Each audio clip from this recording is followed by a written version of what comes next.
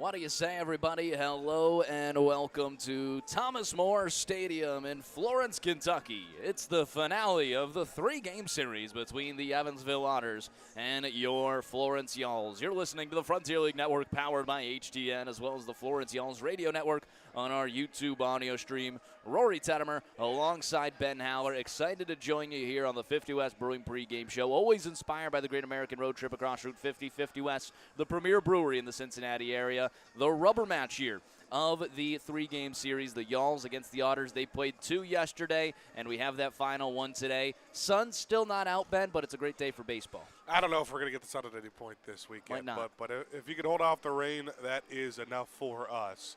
Yeah, a big seven-inning second end of the doubleheader win for Florence, where the offense just didn't leave any room for Evansville to get back into the game. And it's hard because you don't want to take away from what Casey Bargo did. 6 scoreless innings, one of the best starts for any Florence pitcher this season. And it came in a much-needed time.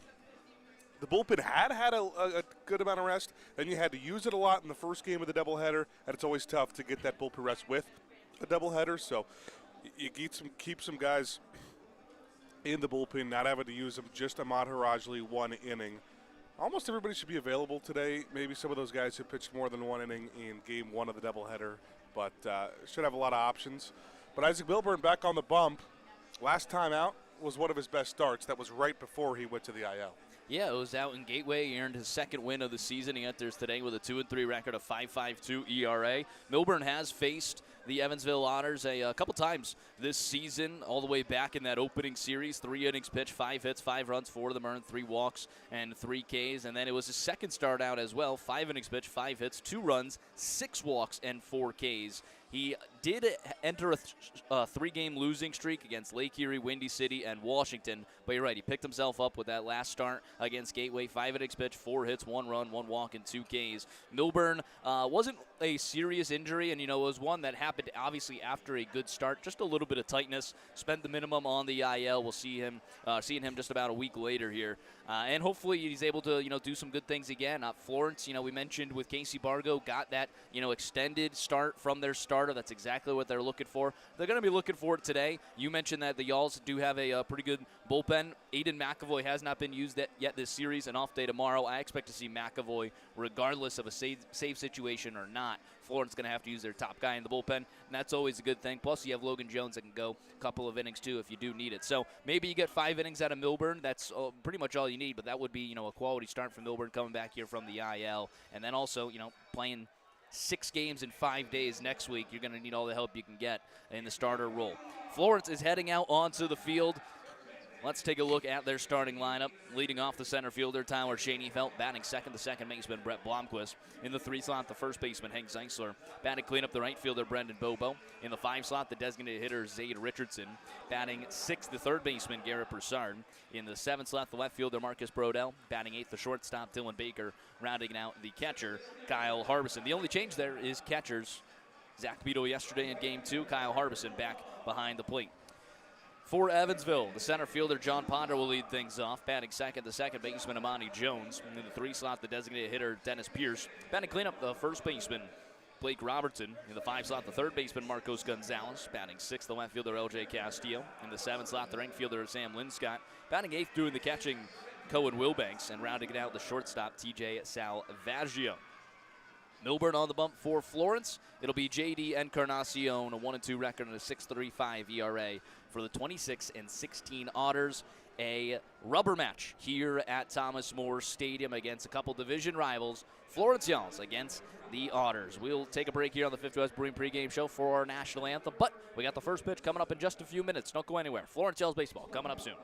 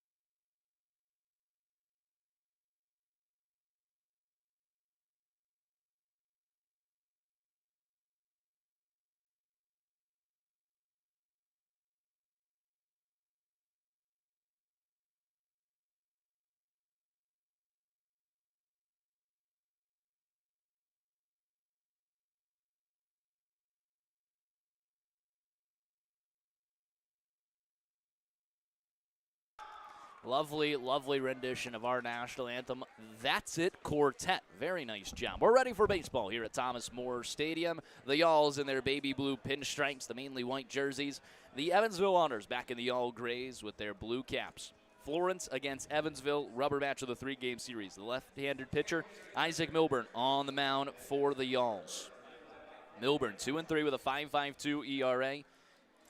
This is his first appearance back since a small stint on the injured list.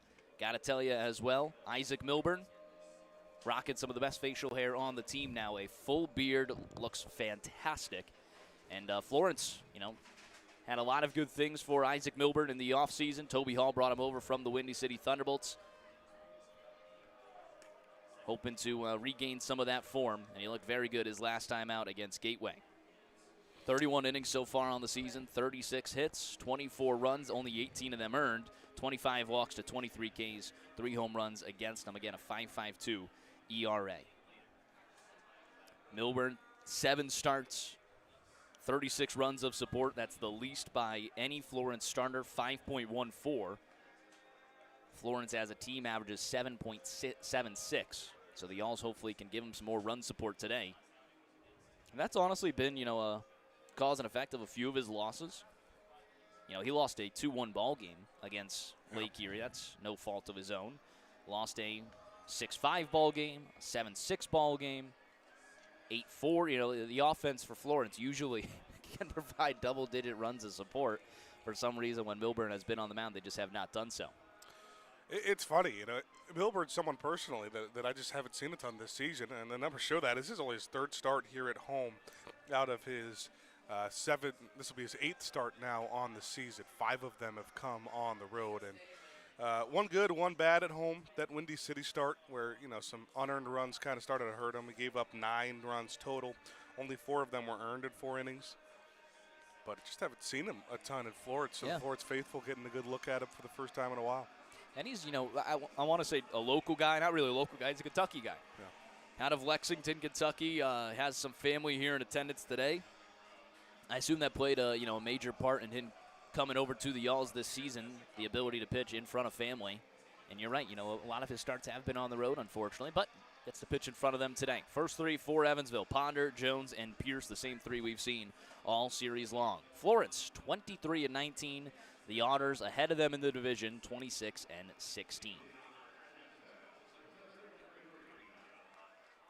12-0 win for Florence in Game 2. 10-7 loss in Game 1. First pitch to Ponder. Ground ball right side. Two-hopper over towards Blomquist. Swallows it up. Throw on to first is in time, and that's how Florence will start this ball game. 1 pitch, 1 out, a slow roller over to second. It's always a good way to start. Strikeout numbers are what have really been good for Milburn. Everything except that Washington game, where he actually didn't strike anybody out, is very uncharacteristic of him. And the strikeout numbers have been down a little bit in the last 2 starts, but mostly 5 strikeout starts at less than 5 innings, really, and that little stretch where he had that 3-game losing streak. First pitch in there for a strike to Amani Jones, switch hitter for Evansville. Milburn. Fastball, slider, curve, change in the arsenal.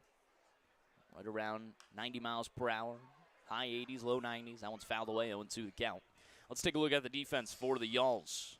In left field, Marcus Brodell. In center field, Tyler Schoenefeld. In right field, Brendan Bobo. In the infield at the hot corner, Garrett Broussard at third. Dylan Baker at short. Brett Blomquist at second. Hank Zeisler at first. And Kyle Harbison doing the catching. That'll place Jackson Tucker, Milo Rushford, and Zach Beadle on the bench. Fly ball out towards Brendan Bobo. It's going to 1-hop in front of him for a 1-out single for Amani Jones. Just a bloop down the right field line. 71 off the bat. Yeah, that was hitting a pretty tough spot, but the outfield was playing pretty deep too. Amon Jones, for good reasons, got a ton of power. Interested that you haven't seen Milo Rushford at all. A little bit. I thought, again, I've said it, with really everybody having a good season, as crazy as that sounds, pretty much every offensive player in this lineup is having a really good season. I thought you were going to see more of a rotation instead of a regular starting lineup. But we have seen Toby do this where they have a really, really Good offensive performance, like 12 runs yesterday, and it just keeps the lineup the same. Swaps out the catcher, the 9-hitter. Pickoff attempt, pretty close over there, nothing going. 0-1 the count to Dennis Pierce, runner on first and one away. Casey Bargo had a great start yesterday, 6 innings pitched. He did mention in that post-game interview with you that he does thank his defense a lot for a couple timely double plays. 0-1 in there for a strike going 2, 90 miles per hour. How about that? Just 2,000 on the spin rate on the dot. You don't see that often. That's crazy. 90 miles an hour on the dot. Yeah. 2,000, a great year. February 5th, a really good day. 2,000. You are old. Another pickoff attempt. That's the second disengagement that's going to allow Amani Jones to take a bigger lead here against Milburn. Really, I'm old. You know, I'm not even 26 and a half yet. 26 and a half. That's next month. Actually, it's August. We're not in July yet. 0-2. Missing outside. 1-2 the count. Really good spot there from Milburn.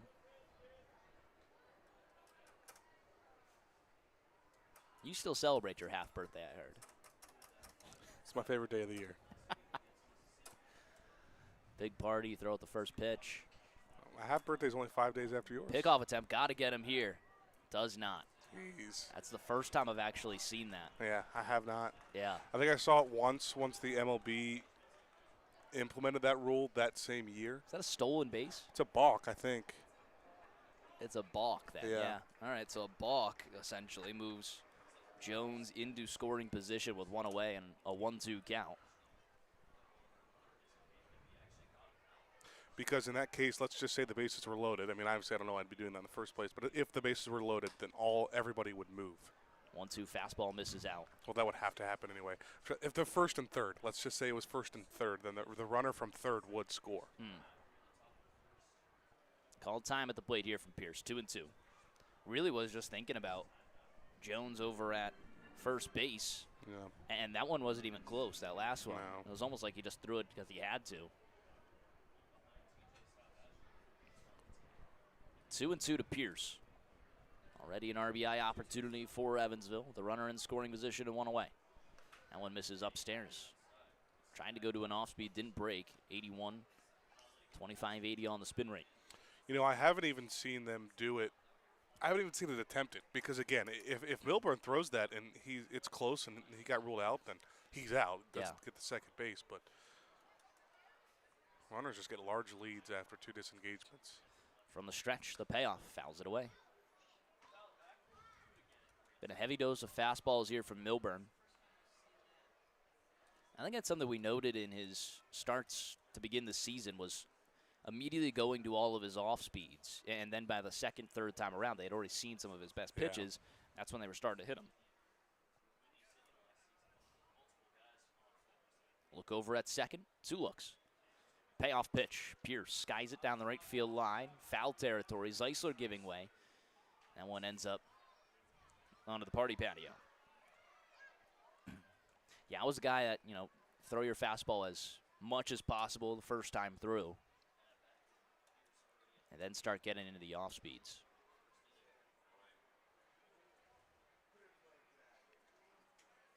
Well, the last time I played baseball, we didn't really have off speeds at that point. It was just throwing it. Payoff pitch again. That one's skied foul. 89 bottom of the zone there on the fastball. The last time you played ball, was it Little League or were you in high school? No, it was like 5th grade. So not even high school ball. No, not even middle school. How about that? What was the name of that Little League team? We're the Phillies, actually. That's awesome. Yep. Payoff pitch misses outside. A walk there to Dennis Pierce. He had first base open. That puts the double play back in order. Brings up Blake Robertson, a left-handed first baseman. Runners first and second and one away.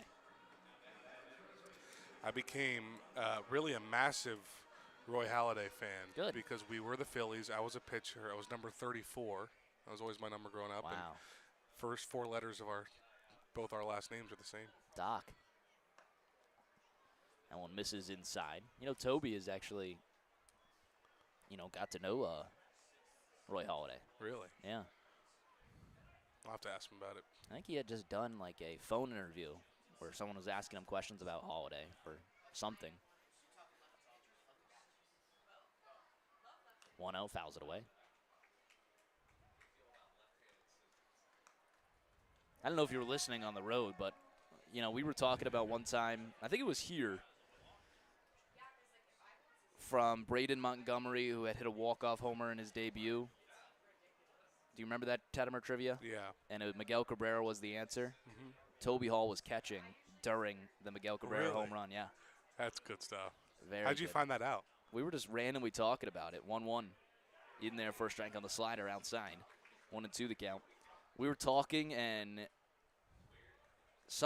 he was telling me a Juan Pierre story, and it was the same year.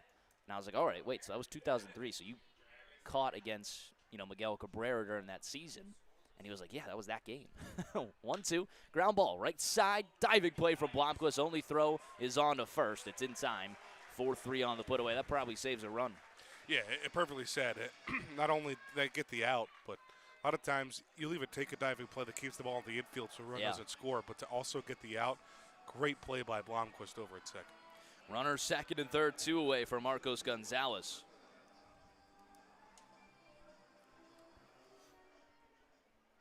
So the other Toby story was that Juan Pierre had entered with some ridiculous number of consecutive stolen bases, let's just say 40. I don't know if that was the actual number, but it was like 40 consecutive or whatever it was.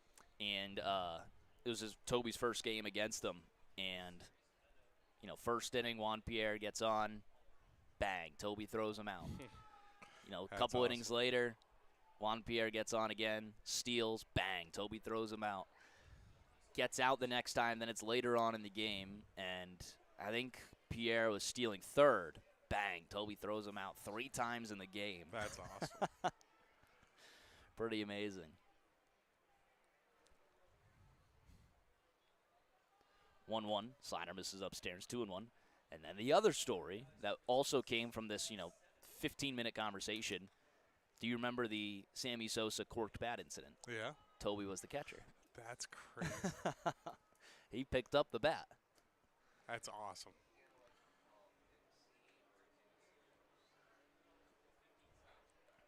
Two 2-1, misses upstairs. So he picked up the bat and threw it aside, and then it landed in front of the umpire, and that's when the umpire, obviously, everyone saw the cork come out, and the umpire had to look at the bat. But people, noticing, they thought Toby threw it over there on purpose. No, he was just clearing the home plate because a run was coming in to score. Yeah. 3-1. Ground ball up the middle and through for a base hit. 1 run will come in to score. Dennis Pierce is going to get the wave around. Schoenfeld throw to the plate. Tag applied. Not in time. And almost Akira Gok falls down with it. That'll be a 2-run, 2-out single. Evansville strikes first. Dennis Pierce, not a fast guy. Andy McCauley, the manager for Evansville, immediately sending him, taking advantage of Florence outfield that everyone does love running against. They do. That was a tough one. I'm not sure if you're going to see many center fielders throw him out there, but. LG Castillo moving down in the order. Skies the first pitch down the first base line and foul. 2 runs coming to score for Evansville. Well, Florence offense is no stranger to playing from behind. Certainly not. They've done well this year. It's actually almost better that they do give up the lead first. I'll go into the statistics on it. Florence, when the opponent scores first, is 15-9. That's 10-3 at home. But when they score first, off speed, just going to be a called time here. Pitch clock violation, yeah. 1-1. But when they score first, they're 9-9. Wow, that's crazy. So 15-9 to 9-9. So at a time, Florence just starts walking the bases loaded in the first to let them score so that they can win. 4 intentional walks. Yes. 0-1 misses outside. You get 2 quick outs and then 4 intentional walks, and then you get the next guy. Milburn's having a tough first inning, not only with the hits, but got the Yeah. balk and the pitch clock violation, just trying to settle in on the mound. trying to get back into the swing of things. It wasn't a lengthy stint on the IL, and again, I don't think it was anything really serious, just some soreness for Milburn. One misses outside.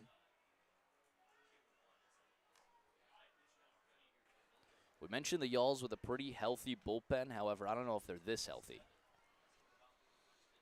Yeah, I'm not sure. Might need Zach Westcott to pitch again today. Pickoff attempt. They got him between first and second. Hank Zeisler can't hang on to it. Not going to see him make many of those mistakes. Stolen base for Gonzalez.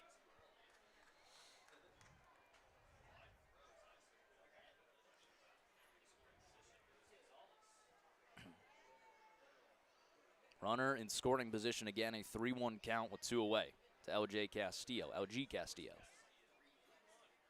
3-1. Misses upstairs. It's the second walk of the inning from Milburn, and Toby Hall's going to go talk to him.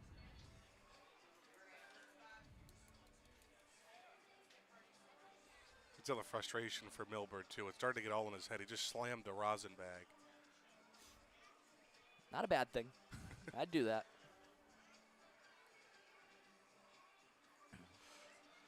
Yeah, I'm not sure what kind of shape. This might have to be long relief appearance for someone. See Logan Jones go a few innings. Technically, you have Lawson. He's a scheduled starter for today. It's true. But you made a comment. They're going to need 6 starters next week. Yeah. So you think Lawson stays in there, throw him Tuesday? Or I think they skip him, go late in the week? It'll be the 3rd week in a row if Lawson starts Tuesday. 3rd week in a row where he's scheduled for a 2-start week. And didn't get it. And 2 of them he has not gotten. Yeah. Well, and he won't get it next week, too. If Florence makes the move that I think they make, I mean, they could easily just say, hey, someone's going to start a 7-inning doubleheader, on short rest. Yeah. First pitch misses upstairs. Ideally, entering the series before 2 rainouts this week, that was going to be Evan Webster.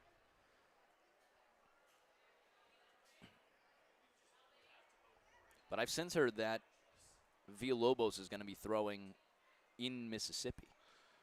You're going to get some shakeup in the rotation no matter what, just with Villa coming back and all the rainouts. It's going to look totally different than it did, say, a week ago. So you would go Lawson, Webster. Westcott. Be back to Westcott, yeah. Be back to Westcott. And I think they did talk about throwing Westcott in Windy City. So that'd be in Windy City. And then you'd go Bargo on that Friday. Via and Milburn. Milburn on Saturday. Yeah. In my mind, again, before all these starts, you could have had Villalobos and Webster not even use the bullpen on Saturday. 7-7, smell ya. I'll see you later. I'll head back to Florence. Happy 4th. Yeah. Oh, happy 4th of July. Take some beers on the road. Off day for the bullpen. I'm going to go 7 from Villa, 7 from Webster. I like Bargo in that spot. He's gone. Maybe bring 7. Jet Lotus into pinch run. 3-1. Skies it high.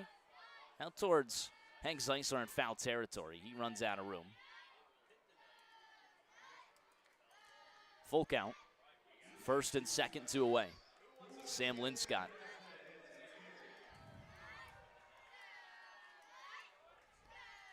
If Milburn can't get out of this ultimately really frustrating first inning, not just because of the runs, but of other things, I think that you have a chance to settle in. But this is where Evansville can really pounce on him.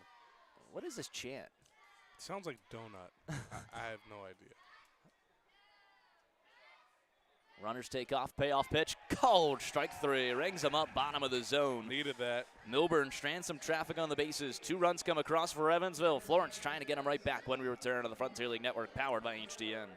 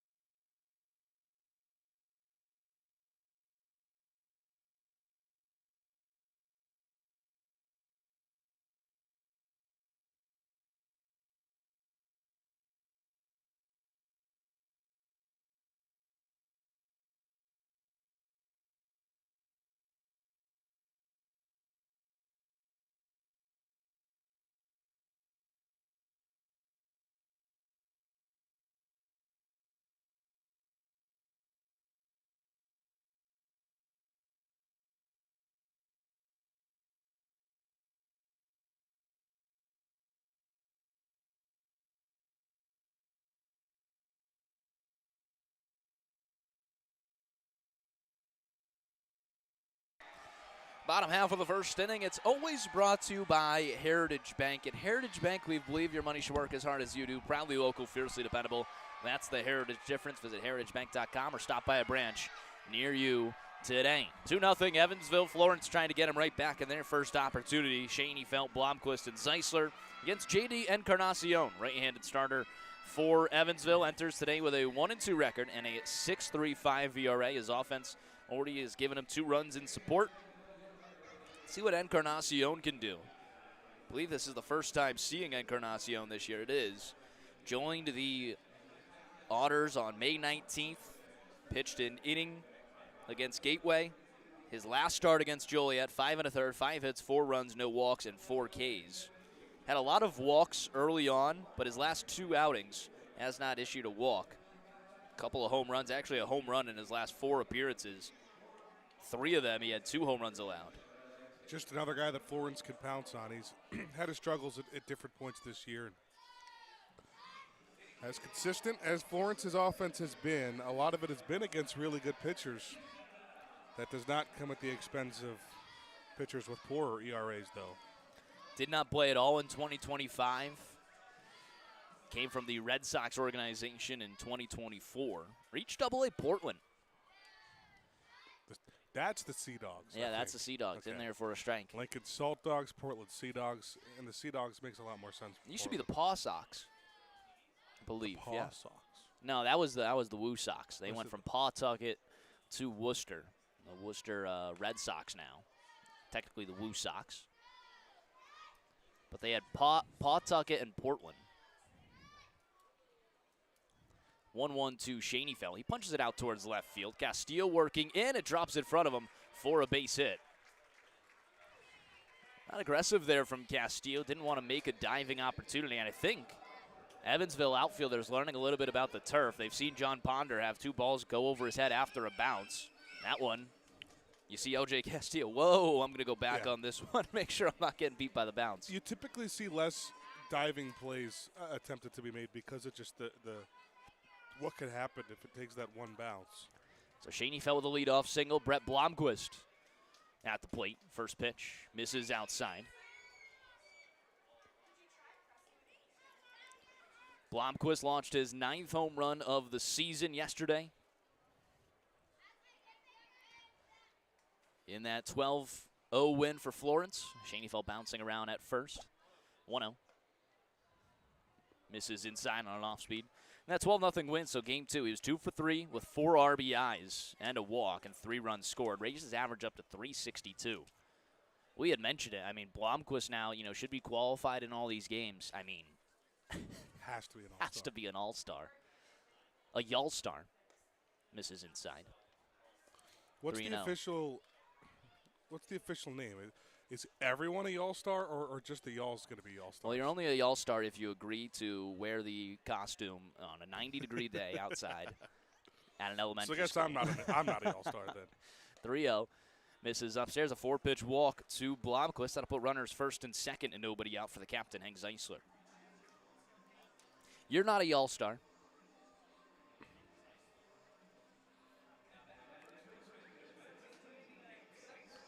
One of Encarnacion's better starts did come as of late against Joliet.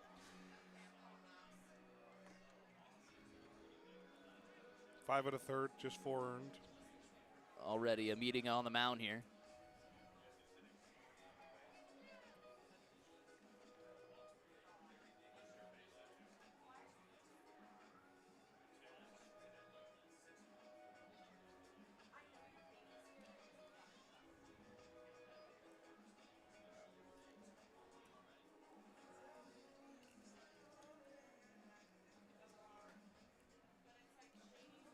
Might be another one of those long Sundays, Rory. Well, those are my least favorite. But you know the good thing? I got nothing to do later. I mean, what else do I got to do today? Go watch Supergirl? Maybe. Golf tomorrow? Get out of here early. Sleep. Golf today.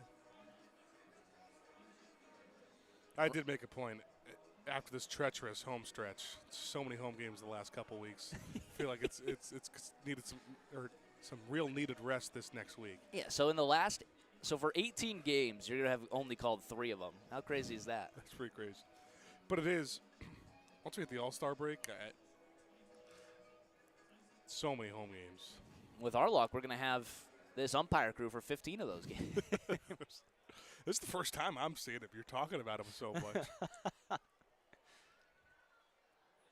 First pitch, 2. Whoa. Hank Zeisler misses inside. Almost hits him in the legs. 1-0. A 4-pitch walk to Blomquist. Now that's 5 balls in a row from J.D. Encarnacion. Nobody out. Florence with a good opportunity. Ooh, that one runs inside and hits him. It's one of the best hook shot bat flip on a hit by pitch. A little Kareem shot there. The sky hook bat flip. That hit by pitch always brought to you by Airport Paint and Body. When life throws a fastball, it's your ride. They'll smooth you out, get you back in the game. Visit airportpaintandbody.com. Submit a free quote today. Bases loaded for Brendan Bobo. Nobody out. Florence with a big opportunity to bounce right back, trailing 2-0 in the bottom of the first.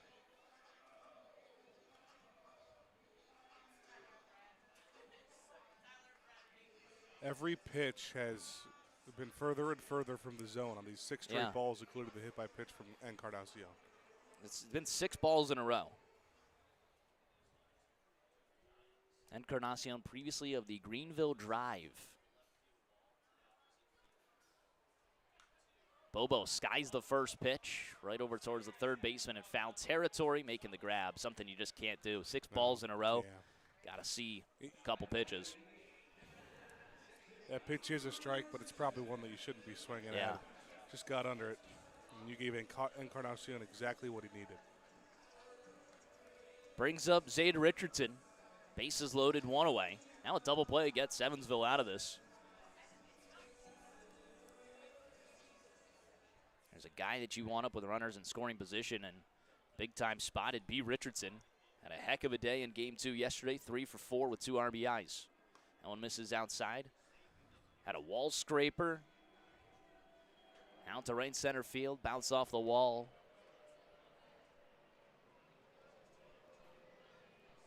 Almost got his 6th home run of the season. The 1-0. Fouls it away.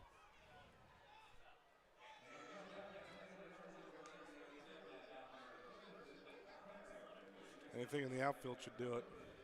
Deep enough. But Shady Felt's one of your fastest guys. Encarnacion trying to navigate. Bases loaded, 1 away. His 1-1 pitch to Richardson. Swing and a miss, blows it by him. 90, top of the zone. 2 strikes now to Richardson. Hitting .369 entering today. 28 RBIs. 1-2 pitch. Ground ball, slow roller. Left side over towards the third baseman. Only throw is on to first. That'll bring home a run on an RBI ground out. Gets a job done. Now it's a 2-1. Evansville lead. Another Zayd RBI, but Encarnacion gets it out here. He is going to be feeling extremely good about it. I mean, Florence letting him off the hook here. It's bases loaded, nobody out. Now it's 2 away with runners second and third. So far, he only pushed 1 across on a ground out. Brings up Garrett Broussard. Single will score 2. Let's see if Broussard could come through. He's had some good RBI numbers as well. 27 on the season. Swing and a miss on a slider, 80 miles per hour.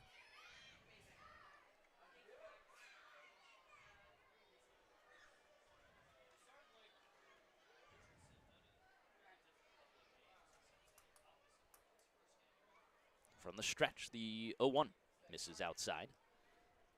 1-1 the count, 2 away. Zeisler on second, Blomquist on first.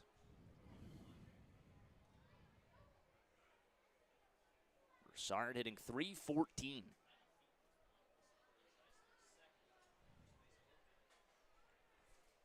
Ropes one out towards center field. Ponder coming in on it.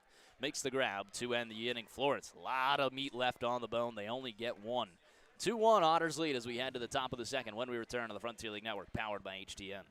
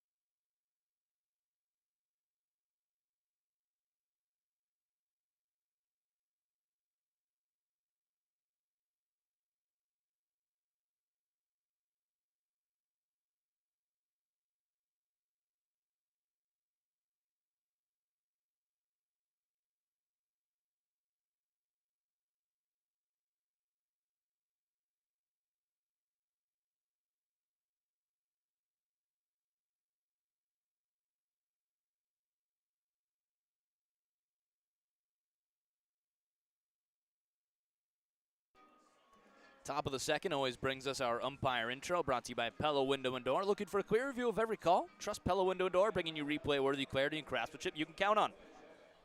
Pella Window and Door, so good, even the ump won't miss a thing. Isaac Milburn back out for another inning of work. Florence got him one back. It's a 2-1 Evansville lead entering the top of the second. First pitch skied out towards left field. In comes Brodell as he makes the grab for out number one. One pitch, one out. A hard out from Cohen Wilbanks. I'll bring up TJ Salvaggio. Milburn a little bit of struggles with control in that first inning. Allowed 2 hits, 2 walks, 2 runs came across. Picked up a strikeout to end the inning, a much needed strikeout. Now facing the bottom of the order, Salvaggio. Salvaggio hitting .280 with 8 home runs. That one's in there for a strike, 0-1. 8 homers out of a 9 hitter. That is not typical. Yeah. And it looks like it's tied with their team lead. Got Baker for Florence, who's their 8-hole guy, who's got 8 of them. That one's in there for a strike. You gotta remember that Blomquist used to be down at the bottom of the order too. He used to not be in the starting lineup most days. You're right. He was not an opening day starter. How amazing is that? 0-2. Popped up, first base side, foul territory. Zeisler chasing, can't make the grab. Had to try and get a slide, and just an awkward play there. Would have been a basket catch. Really tough one to make. Count stays 0-2. I'm just waiting for the All-Star voting to come out. That way I could compare Florence to all these other players and the positions that they're designated in. There's one thing for me to go look at stats, be like, all right, yeah, these guys, should be in. But for me to actually see the positions. Yeah, I think it's hard to tell. There's just too many players. But it's an 18-team good thing about Blomquist is you can put him anywhere. Yeah. Well, technically, he has to be designated for a position. Yeah. So I don't know what they would put him as. Second or third? I don't know. Let's go to the stats here. We'll put him wherever he has the best chance of making it. 1-2. Skies out towards center field. Schoenfeld comes in, now working back. Plenty of room, makes the grab for out number 2. Blomquist has played just 8 games at second, but that's his most. Now it's his 9th game today. What are the other numbers? 1 at third, 1 at first, 5 at short, 5 at left, and 3 as designated hitter.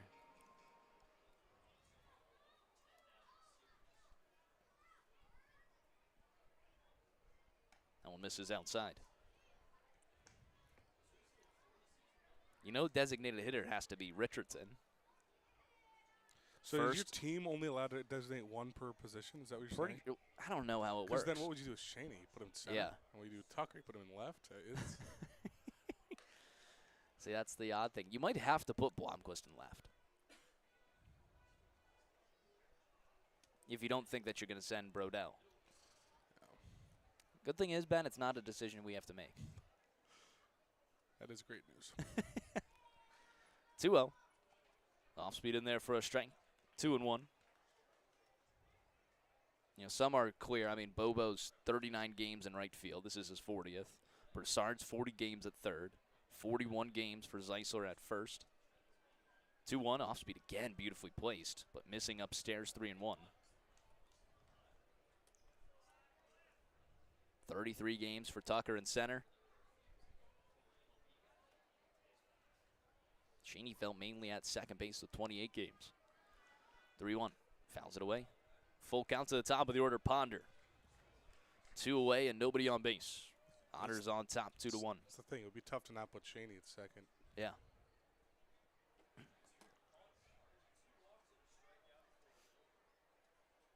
Whoa.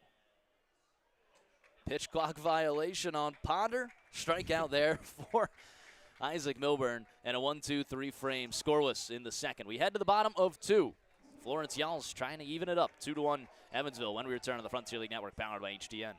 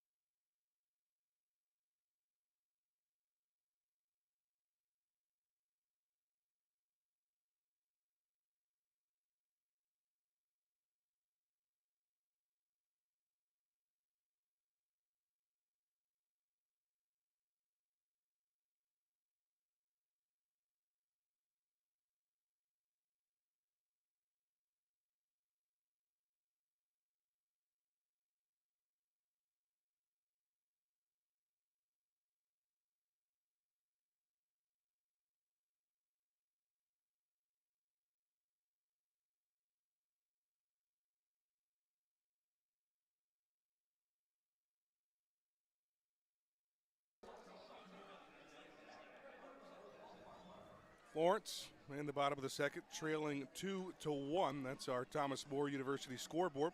At Thomas More University, you'll be able to take your life and your career as far as you want it to go. Apply or donate today at thomasmore.edu. Marcus Brodell, Dylan Baker, and Kyle Harbison, 7, 8, 9 due up for the Yalls.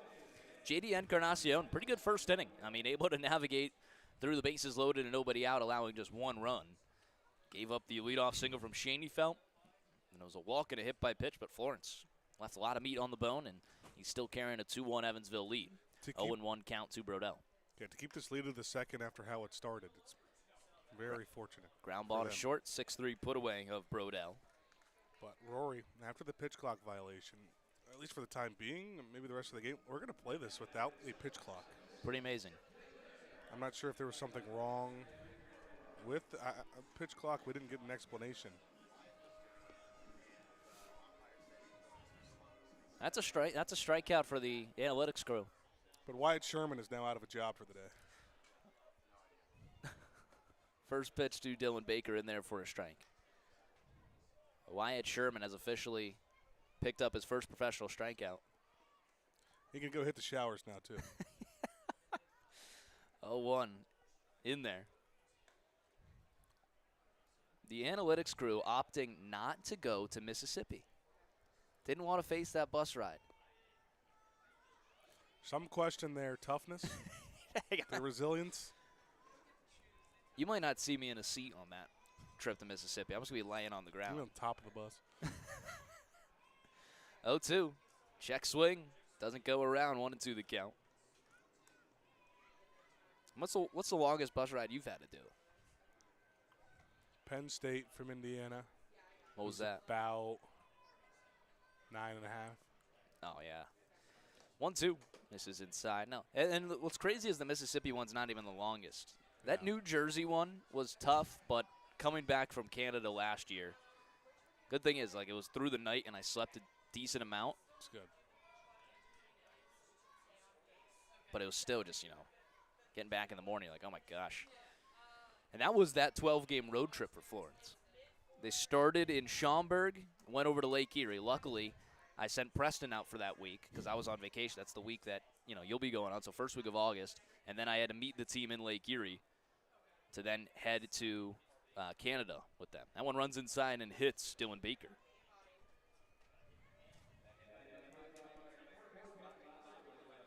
Sounds a little bit more manageable than my trip this year. Certainly. Preston's. Certainly, but you got to go to two stadiums I've never been to. Yeah. Well, I'm excited for that. I have not broadcasted at Campanelli. I've been to it. Played on it. Did you see that I could have faced, I don't know if you heard this on the road, that I could have faced Anthony Calarco on that field back in 2019. Well, he was with the Brockton Rocks, the Futures League. That one's roped down the right field line. Also going to drop in for a base hit. Up and over the wall. Harbison, a ground rule double. Stays second and third. Dylan Baker will have to stay put there. That probably saves the tying run for Evansville. I think Baker would have got a wave home. It certainly does. And now one away, second and third for the top of the order, Schoenfeld. These 8-9 hole hitters just keep producing for Florence. Kyle Harbison's been great. I mean, he slowed down a little bit after his red-hot start, but he has come back a little bit and keeps his numbers above 300. That's another Taco Mamo double. All y'all's doubles this season brought to you by Taco Mama, where anytime is a good time for a margarita. Visit our new location in Union off of U.S. Route 42. Corners in on the infield. First pitch downstairs, no good to Schoenfeld. Had a single to left field his last time up. Salvaggio hand on his head. Left fielder Castillo. McCauley just get run? Someone got rung.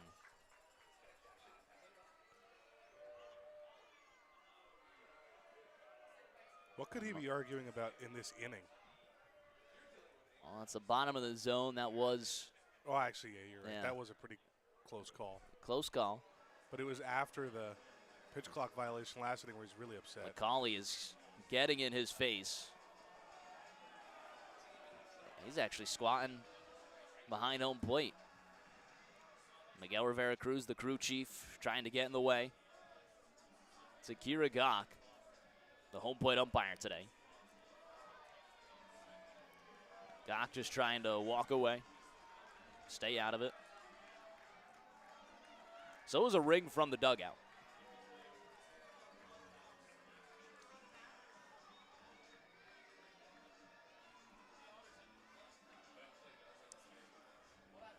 Yeah, I think it was maybe a couple ejections. Last time Evansville was here on this game. It's not the first time we've seen McCauley. Very energetic manager. But Evansville will need a new one here in the bottom of the second. A 1-0 count to Tyler Schoenfeld. The unfortunate thing for McCauley here is I don't think the Florence ownership will allow him into their little booth over here. Like when Toby gets wrong, he just gets to join. Beer in his hand. Join the Loge table, Florence ownership. Get some beers. He might still get some beers. I'm sure he does.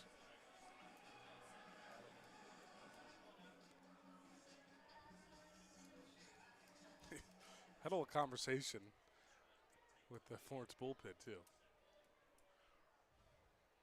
Runners second and third. A 1-0 count to Schoenfeld, one away. Again, the corners of the infield in, but the middle infield pushed back. So a ground ball would tie this game up to the middle infield. That one misses inside, 2-0. At a time, I thought it was Encarnacion that got rung up first. Because I actually didn't see the motion. Yeah.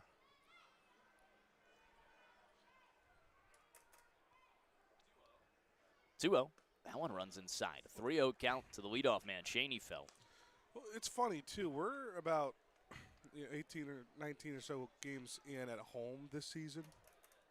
Turn the second time we've seen an opposing manager ejected when their team is winning. Yeah. I mean, this is a really weird time to get ejected. 3-0 in there for a strike. And, I don't know where McCauley's at in how many ejections he has this season. Toby Hall's at 3. There's this so-called rule of a 3-game suspension after. It's a 3-game suspension and a fine once you get your fourth ejection. And then that it's like seems every so little. ejection after That's that. That's honestly like, too little. That but you fouled can away. appeal them, and I don't know exactly how it all works. I just read the paper in the copy room earlier. I'd give 10 free. If you get ejected 10 times in the season, yeah, maybe you do have something that's to do with it. 10% of the time. That's but every 10 games you're getting ejected. But 3? Especially with some of the calls we've seen. It's 4. I think it. 3 is your minimum, though. 4 is the penalty. Payoff. Fouls it away. Maybe I don't hate the 4 ejection number. The 3-game suspension seems a little extreme. Yeah. Also, I could be wrong, but the fine when I was reading it is like $100.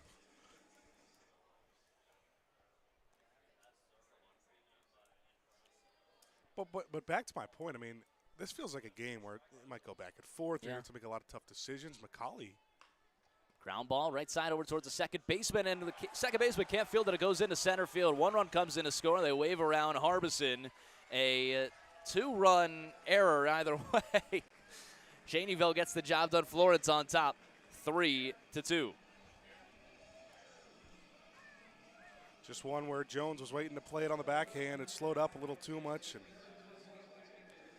he actually overran it a little bit. Looked like because he wanted to play the backhand, then ball ended up hitting him right there. But Florence will take it. Tyler Schoenfeld put ball in play, doing some great things. Continues to make an impact. Schoenfeld takes off. Pitch misses inside. Throw down to second's not in time. Schoenfeld able to hang on to the bag and get a stolen base. That's his team high 22nd swipe bag of the season. Talk a lot about Hank Zeisler chasing a lot of records. Schoenfeld is chasing some records of his own. The all-time stolen base record for Florence. He's now at 68. The record stands at 82. So he's nearing that. To do it in just about 2 seasons is pretty amazing as well. That one's skied foul. 1-1 the count to Blomquist. Florence on top 3-2 after the error from the second baseman, Amani Jones.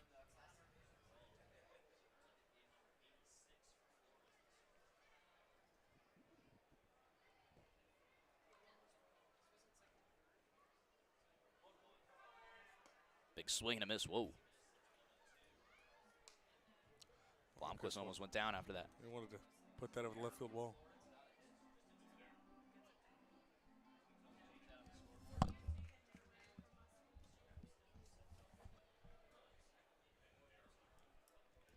One and two the count to Blomquist. Runner on second and one away. 1-2 pitch fastball. Upstairs, no good. Blomquist walked and stranded at third his last time up. Bottom of the second. 3-2 lead for the Y'alls, hoping to add on. One away. Encarnacion, 1-2 pitch. Ooh, runs inside at the head of Blomquist. He's able to duck out of the way. Bark in the Park, always brought to you by Hooves Hangout. A couple of dogs in attendance. There's a nice golden doodle on the concourse. It's a hot day. It's a hot day for some dogs. We do have 9 innings. Water bowls. Payoff. That one runs inside and hits him. Hit by pitch for Brett Blomquist. That's the second of the inning. Runners first and second. Now one away for Hank Zeisler. 3 airport paint and body hit by pitch for Florence. AirportPaintandBody.com loves their hit by pitches. If your car gets hit, call them for a free quote today at AirportPaintandBody.com. Great people over there. They'll take care of you. Tell them Roar sent you. Hopefully they know what that means. Wonder if I have that credibility yet. I don't know. Depends on the location. I did hear that Greg Peterson, obviously our official error sponsor. You can always call Greg Peterson to fix your mistakes. GP editing. That he had an accident with one of his car windows, and he called Jack's Glass. Told him that he was a partner with the Y'alls, and they gave him a discount. That's great. He said, well, you know, it broke and it was cracked, and therefore you must call Jack's. That one skied out towards left field. Castillo, with room in front of the warning track, makes the grab for out number 2.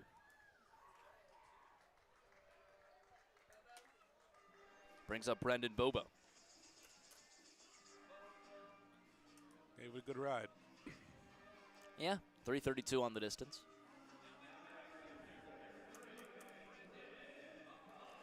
Bobo popped out to third his last time up.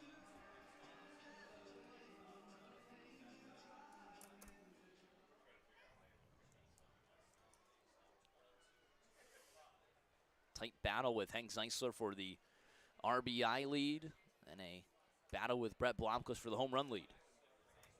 Now hitting an even 300 on the season entering today. So I think we'll have to go through. Maybe one of these runs of the inning will be earned, one unearned, because you have to assume one would score on the ground. If he does make the play at second, he would score on the ground out, second and third. Runner would stay put at third. Yep. And that fly out to left would be out number 3. Yeah. So 2 earned of the 3 so far for Encarnacion. 2-0 misses inside, 3-0 count. It is a tight zone, and the Evansville management without McCauley is still upset. Don't know who takes over exactly.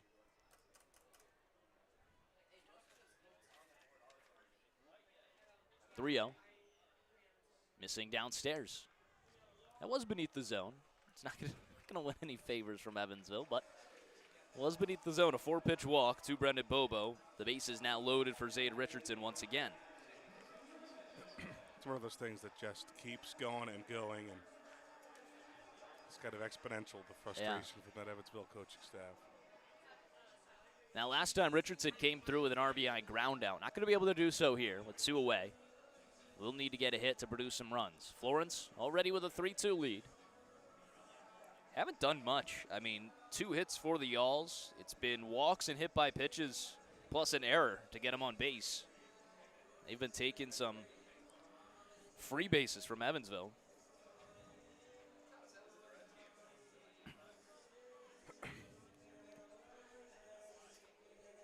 we've seen this a little bit for Florence, where some of the really high-scoring games, they've been able to do a really good job of combining innings like this, where they're getting a lot of free passes with innings where they just mash hit a couple of home runs.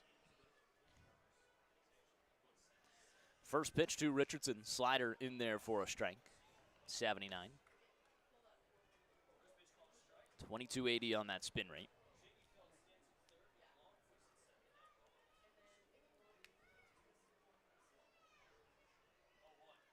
Oh, 1 to Richardson. Check swing. Ooh, all the way around. 0-2. Schoenfeld on third. Blomquist on second. Bobo at first.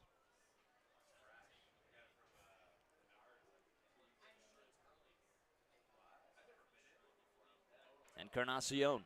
0-2 to Richardson. Blows it by him. 89 bottom of the zone. Strands the bases loaded. Florence, again, leaving some meat on the bone, but they do get 2 to take a 3-2 lead. Heading to the top of the third. Tettemer Trivia coming up when we return on the Frontier League Network, powered by HTN.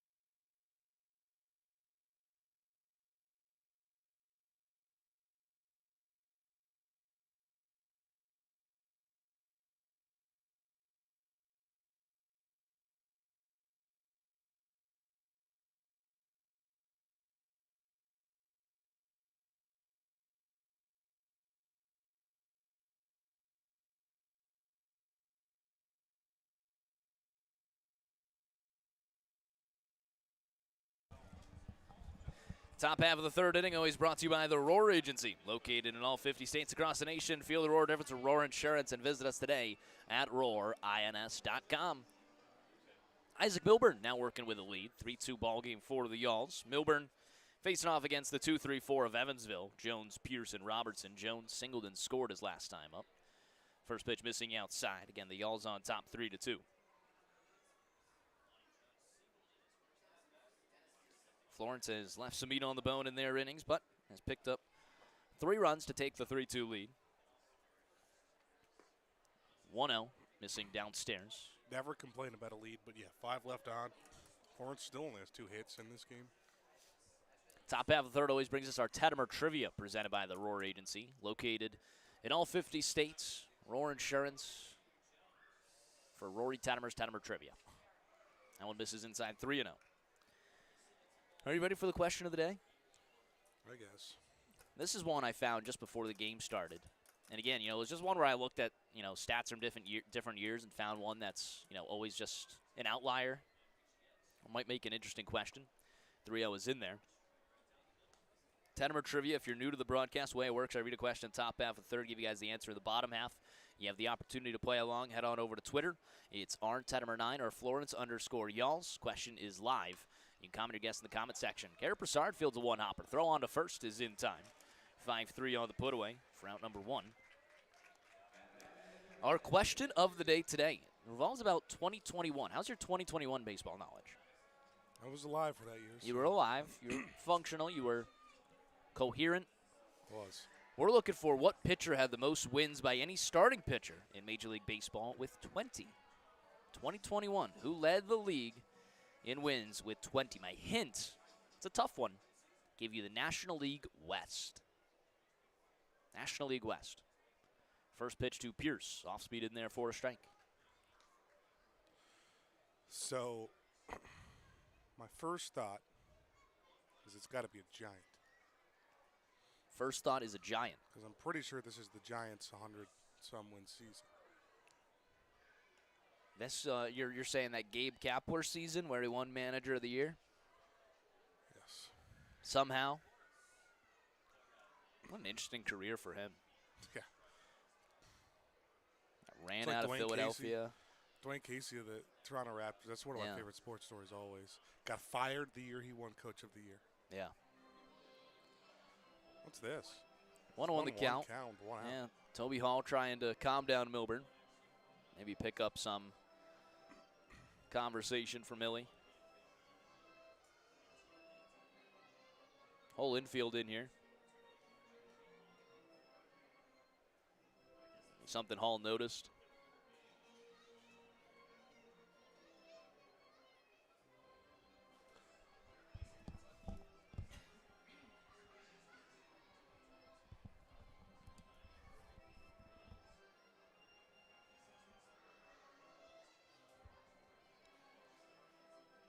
I have two thoughts when I go to the Giants.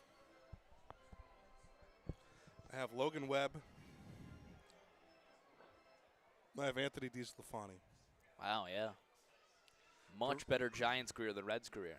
Much better Giants career than Reds career. 1-1 misses outside, 2-1. The reason I think DeSclafani is because I do remember being incredibly frustrated how good he was that year. I also do know if it was Logan Webb, would you have given the division? 2-1.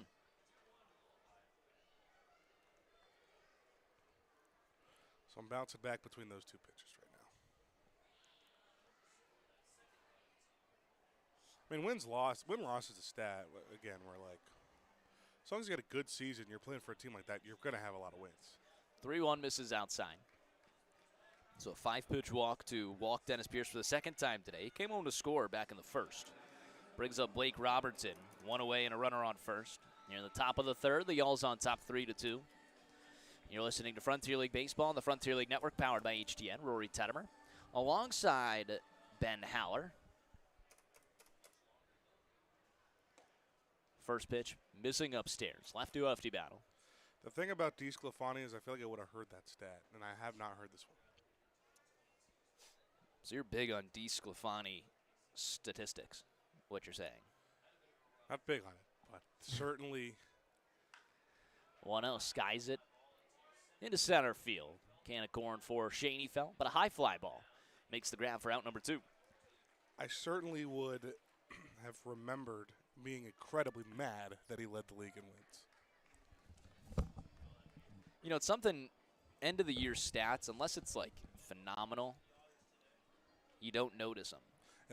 That's actually a really good point. Yeah. I've never thought about it that way. You know what happens is you get to the end of the season, your team gets eliminated, or at some point, whether playoffs or regular season, you're like, well, that's that. Let me focus on football. No one misses outside. You don't go back and look. You know, mid-season, you're like, oh, man, he's leading the league with wins or ERA. But at the end of the season, no one looks back. Yeah. That's a good point. I have a couple. Not often, but. There's been a few out there. 1-0. Misses outside. That was Webb's first year where he really came on, I think, too. Came out of nowhere. Yeah.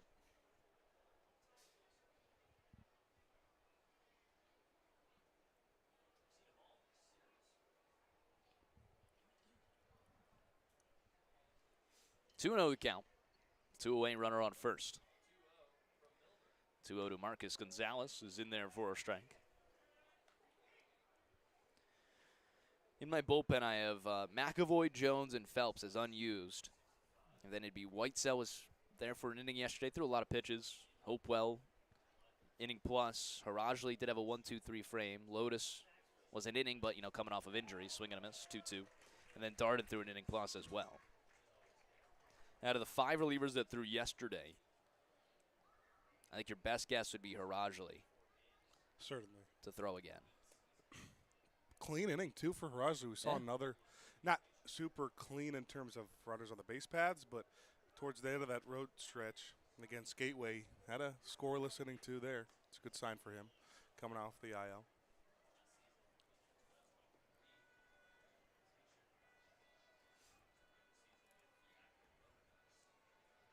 You're just sticking with the Giants. You know, there's a lot of other good teams in that league, in that division. Are you trying to steer me no, away I'm from just the saying. Giants? I'm just saying. You're just only I thinking could about be Giants a Dodger. right I mean, now. the Dodgers still had a really good year that year. It's fouled away. Could be a Rocky. Did the Rockies have 20 wins that year? I don't know if they did. How many wins did the Rockies have in 2021?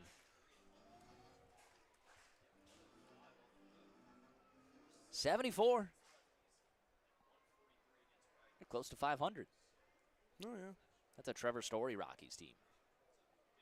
How were the Padres in 21? 22, they were in the NLCS. Yeah, in 2020. Payoff. That one skied out towards left field. Well hit, sending Brodell back, and he watches it bounce off the wall. On his way to second is Pierce, a stop sign there. A 2-out double for Marcus Gonzalez. Throws a dent in the padded wall. Now second and third and 2 away.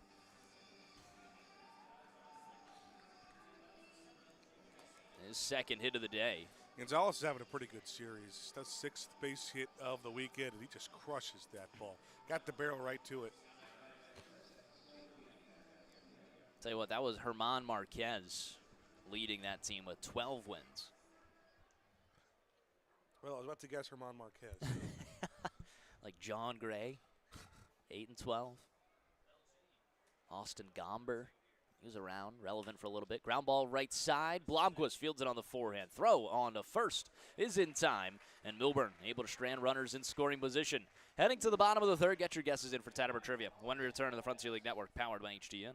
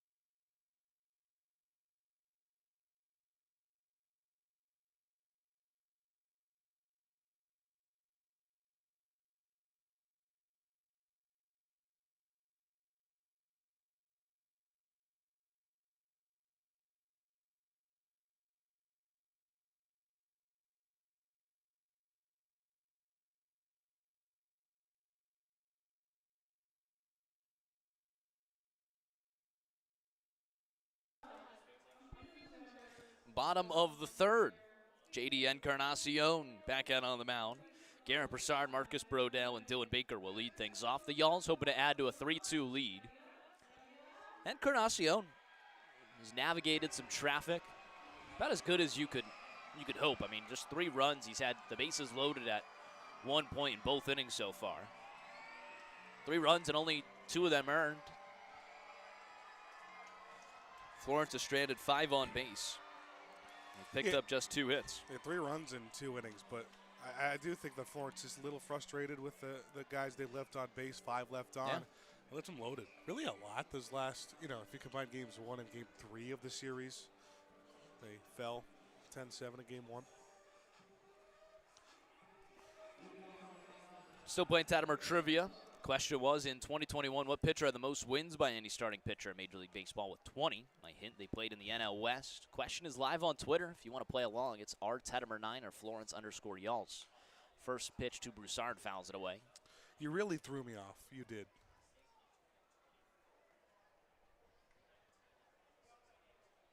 That would do the count. Because I was thinking Weber, DeSclafani. You really, it's just that comment that makes me think it's not a Giant. It could be a Dodger. The Dodgers, did they also have 100 wins that season? I was just saying, you were stuck on the Giants. 1-2 fouls it away. I mean, this could be a – God, the Dodgers, this is before they got a lot of their new – because Walker Buehler had a good 21 with the Dodgers. People forget.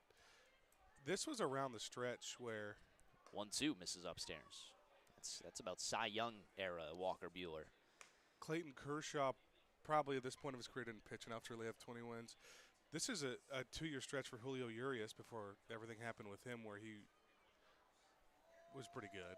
2-2 misses inside. I believe it's pronounced Urias. Urias? Yeah. Julio Urias. Payoff pitch. Fastball misses inside, no good. Who won the Cy Young in 21? That's probably not them, but I'm trying to think. Walk to Garrett Broussard to open up the inning.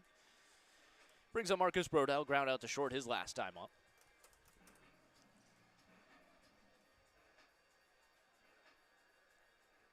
.244 average.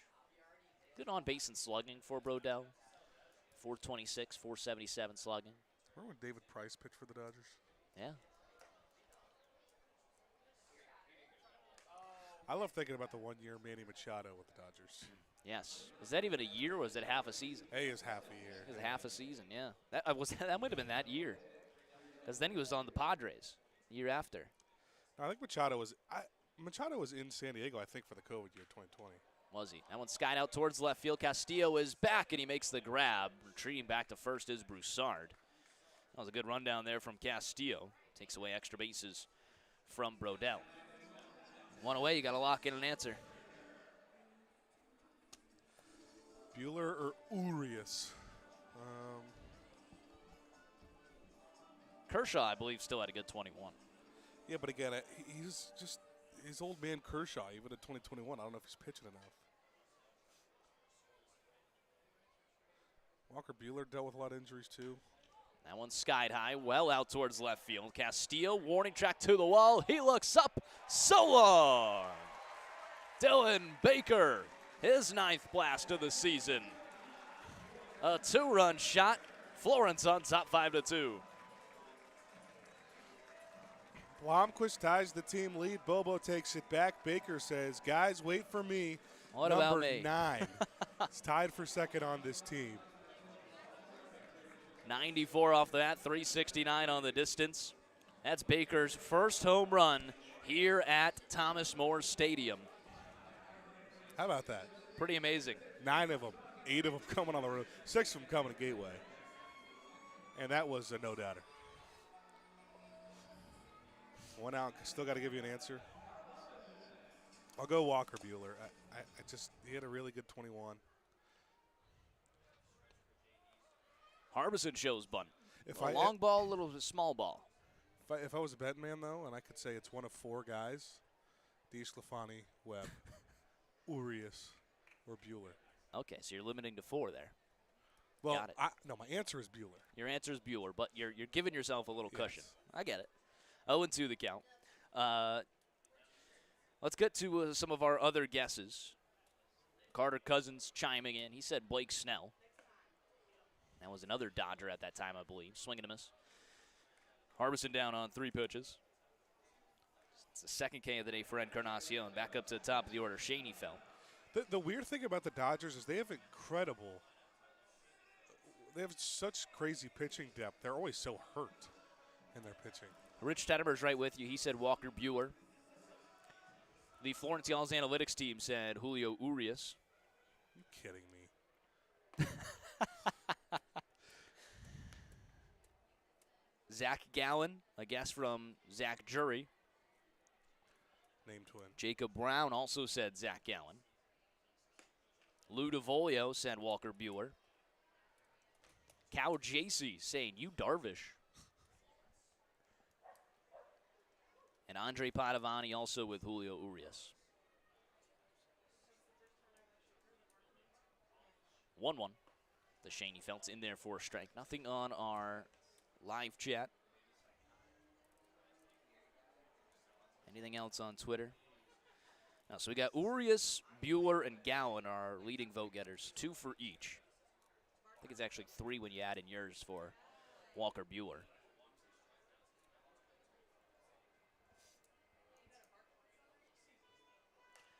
Schoenfeld skies that one foul. Count stays 1-2. Well, in 2021, with 20 wins leading all of Major League Baseball, Bueller had 16. In second was Wainwright with 17. Wainwright, yeah. 17? Another one fouled down the left field line. But in first with 20 for the Los Angeles Dodgers, Julio Urias. And a very good season. You're right on the money, though, with Bueller. I mean, a 2.47 ERA there. That was also the season Max Scherzer ended up pitching for the Dodgers. He had a 2.46 ERA. How many wins did Webb and DeSclafani have? 1-2. Sky down the left field line again, foul. Oh, you got to pull up the whole stats. Kevin Gossman had 14. That was a giant at the time. DeSclafani had 13. Webb, 11. Yikes. Kyle Gibson with 10 for the Phillies. Ground ball off the glove of Encarnacion. Over towards the second baseman who can't corral it. That's a base hit for Tyler Schoenfeld, his second of the day. 2-out single. Florence back in business on top 5-2. That's Schoenfeld putting the ball in play. 2 hits. He's been on every single time. That's what you get out of Schoenfeld. He's going to have the speed to beat it out, too, even if there was a play.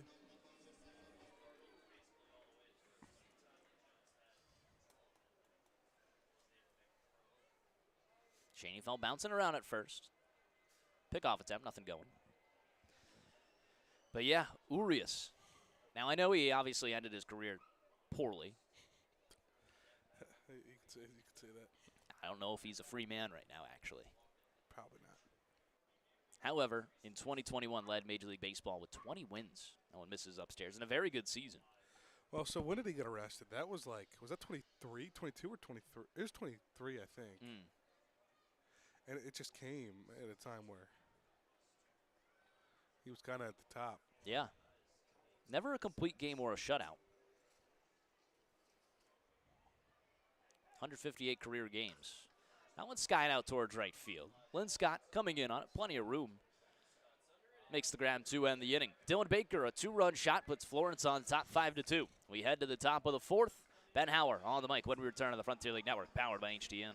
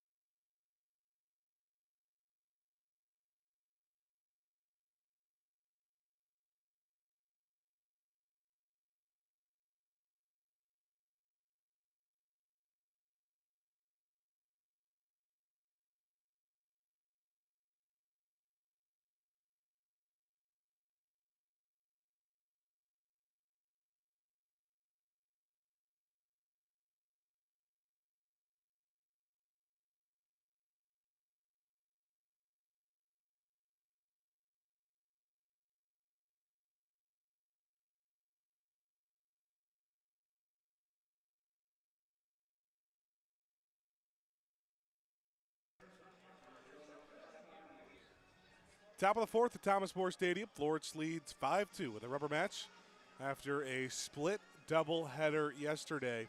This weekend's been impacted a little bit by rain, and Isaac Milburn has started to settle in a little bit after a tough first inning where Evansville tagged him for 2. Bottom of the lineup, second time through. 7-8-9, Sam Linscott to start things off against the lefty. First pitch off speed, just a bit above the zone for a ball. Linscott 0 for 1, strikeout looking. So what are just 2 strikeout victims for Milburn today? Again, last 3 starts, Milburn's strikeout numbers have been down, even when he had a pretty good start. Fastball killed just past Garrett Broussard. It'll get into left and a leadoff single for Linscott. 4th hit of the day for Evansville.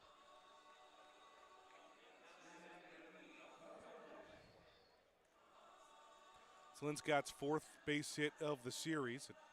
Evansville trailing by 3. Going to try to get some sort of rally going with the bottom of their lineup. In steps Cohen Wilbanks.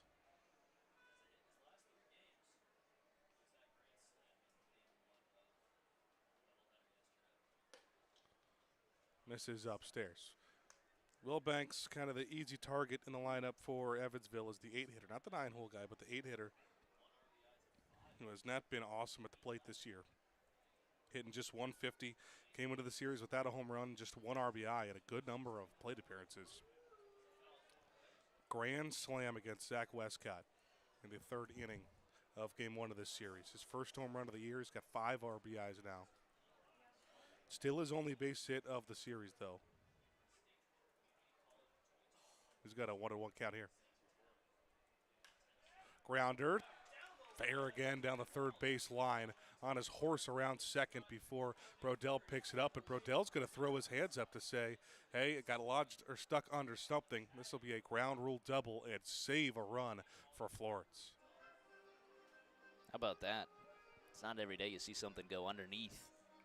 It looked like it wasn't even the outfield fence. It looked like that might have been the gate over there in foul territory by the Florence bullpen.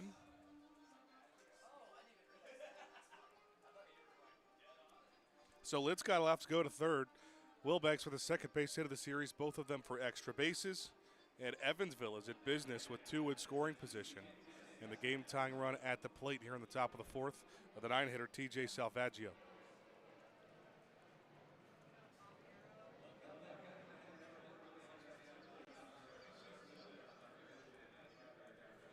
No real appeal for the umpires or Evansville after the ground rule double, so looks like it was legitimate.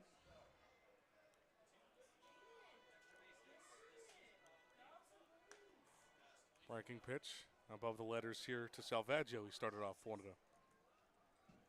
280 hitter, tied for the team lead in home runs as the 9-hole guy for Evansville. 35 RBIs too.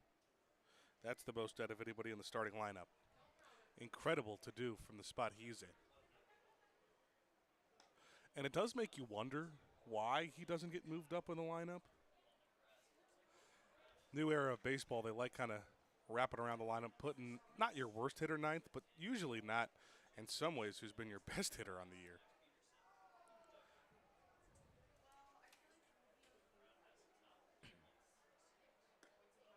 Takes a fastball on the outside lower corner for a strike. First strike of the AB. 2-1 here for Milburn. 3+ innings through, 2 earned. 5 hits now. 3 walks and a couple of strikeouts. Working for the first base side of the rubber. 2-1 pitch right into the glove of Broussard, off the ground for an out. Linscott and Wilbanks not too far off their bases, so they're able to get back in time. 3 at-bats in this inning, 3 hard contacts right at Garrett Broussard. This time he's able to make a play. Keep the runners put at 2nd and 3rd and record the first out, but you get to the top of the lineup at John Ponder. Travis Phelps warming up in the bullpen for Florence.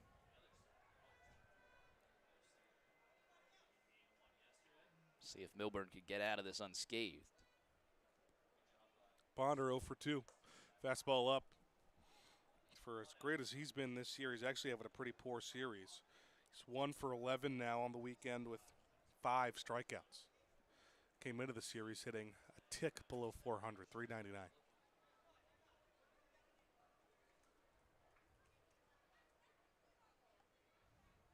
Swing and a miss. Milburn put that slider down to the zone. Ponder swung through it.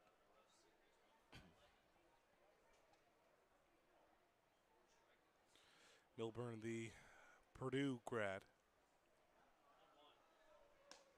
Nice ball outside. Using a lot of different roles with the Boilermakers in his college career. Back weekend starter a little bit. He was also used in a lot of long relief situations, but he's built up to be a starter, and he's making his 8th start of the season here for Florence.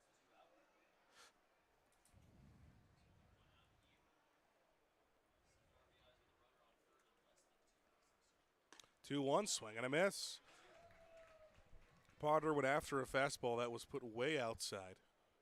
It's the first 2-strike count of the inning for Milburn.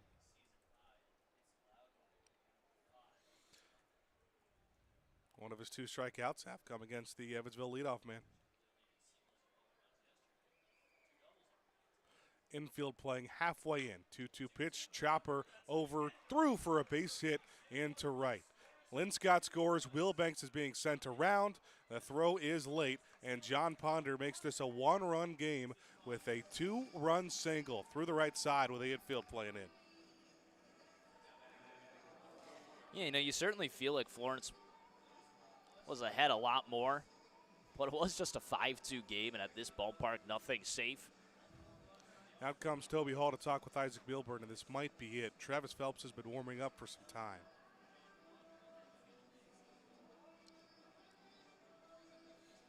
And Milburn just one of those guys, little animated. You could tell when he's frustrated. And you can certainly tell it right now. And that's going to be it for Milburn. Can't get out of the 4th. Evansville scores 2. The game tying runs on base. A lot of baseball left. Travis Phelps, a Lee's Famous Recipe chicken pitching change on the Frontier League Network, powered by HTN.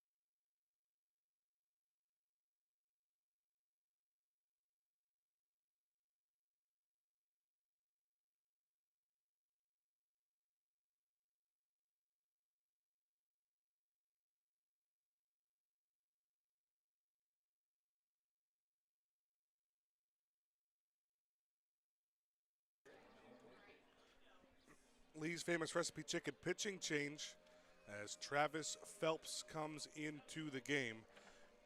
And a reminder, with a new wing coming into the game, you can pick up the best wings of the tri-state area at Lee's Famous Recipe Chicken. Phelps will inherit a runner on first in a 1-run game of the 4th with 1 out. Milburn is still responsible for the runner on first base, so his book is still open. Florence trailing, or leading, I should say, 5-4. Thamani Jones at the plate. Jones 1 for 2 and watches the pitch go below his knees for ball 1. Double and a home run yesterday for Jones. Been pretty consistent in this series, now 5 for 9.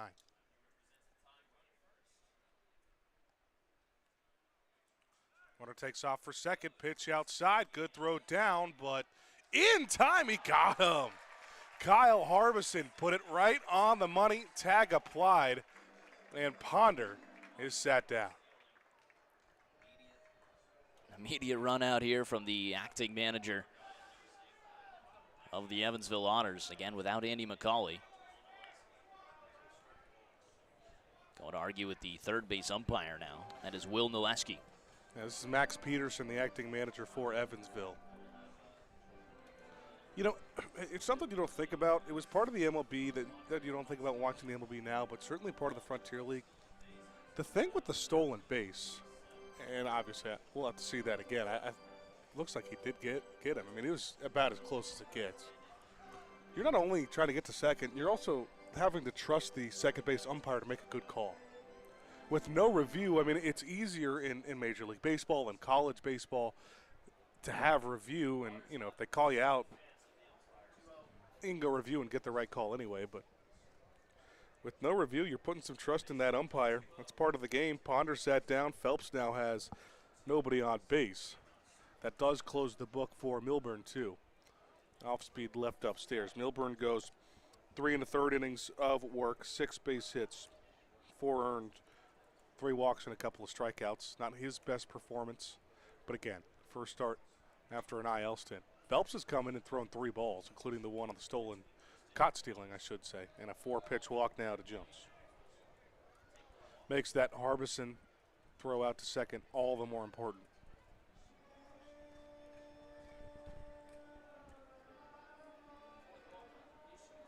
So Jones just replaces Ponder over at first, and now it's Dennis Pierce with 2 outs on the top of the 4th. Evansville trailing by 1. Pierce, a big bat, tied with Salvaggio with 8 home runs. Fastball low.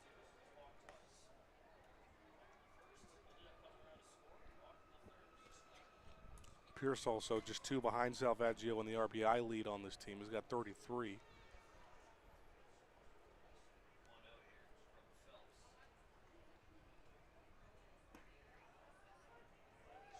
Fastball finds the bottom of the zone. So Florence goes from a lefty to a righty. Similar velocities, though. Fastball right around 90, 91. That's what Phelps's was there at the knees to Pierce. Bopped up, shallow right. Going to stay in the infield. Hank Zeisler calling everyone off, and he's got it for out number 3. Phelps comes in and gets some help from Kyle Harbison to leave a runner on. 2, though, in the top of the 4th. Evansville makes it a close one. 5-4 going to the bottom of the 4th. Frontier League Network, powered by HDN.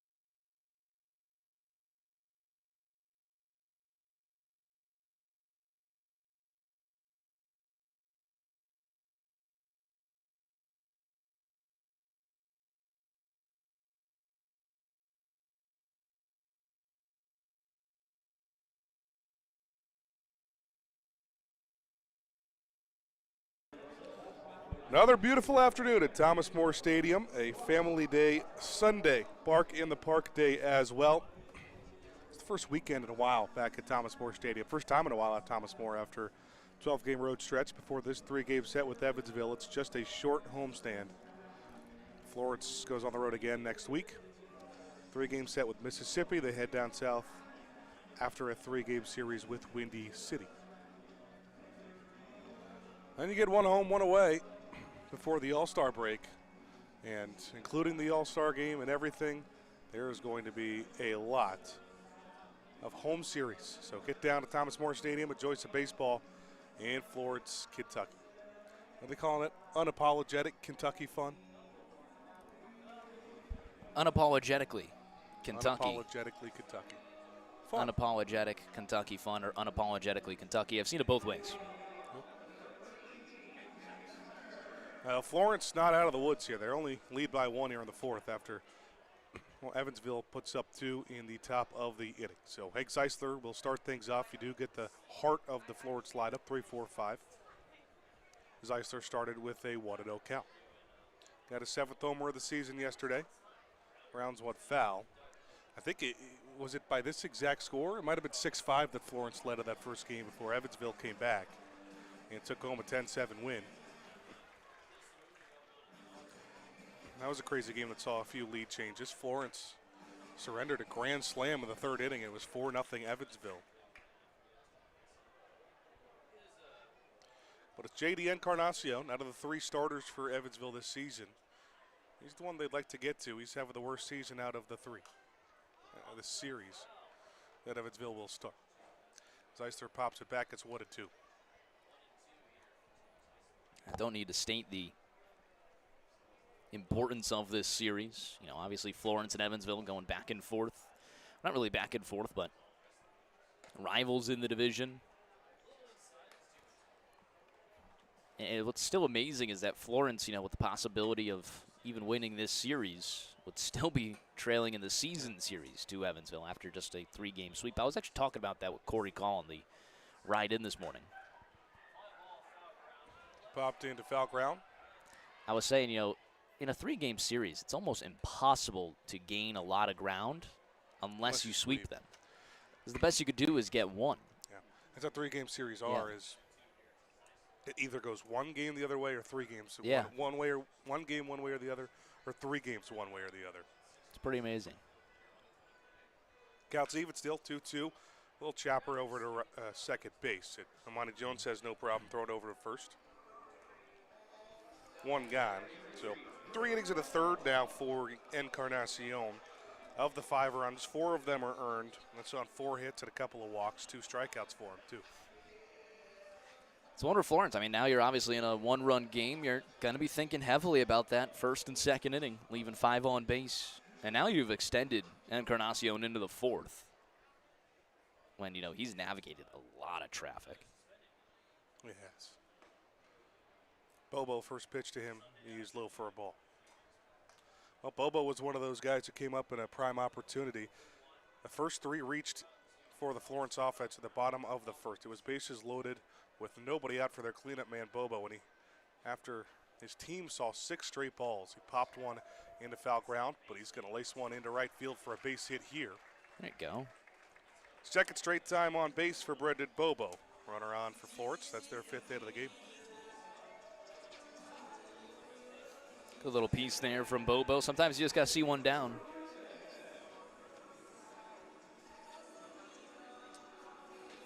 I think Bobo starting off 0 for 1 actually might have dipped beneath 300 for the first time in quite some time. In a while, yeah. Power number's still there, though, and he'd got a little bit without a home run until yesterday. Just flung his bat out opposite way, just tucked inside that left field foul pole. And a spectacular game, 2 for the Florence offense, 12 runs. That was at a 7-inning game, and they're playing home, and they were winning the whole way, so they did that 12 runs in just 6 innings of baseball. Now Richardson pops into foul ground. Looks like it's playable for Gonzalez, and Wilbeck's over. It's Marcos Gonzalez who makes the grab in front of the Florence dugout to retire the 2nd out. I've mentioned that before, man. My least favorite thing was to pop out in foul territory. It's just nothing worse. Striking out looking is tough. But for some reason, I just hated popping out in foul territory. Especially, like, in the infield. Down, like, the right field lines. All right. Broussard takes the first pitch, fouls it down the first baseline. I'm going to botch this stat. I don't remember exactly what it is, but it's something along the lines of, in Joey Votto's, I think it was 15, 16-year career, he popped up to the first baseman once. That's wild. Fastball upstairs to Broussard.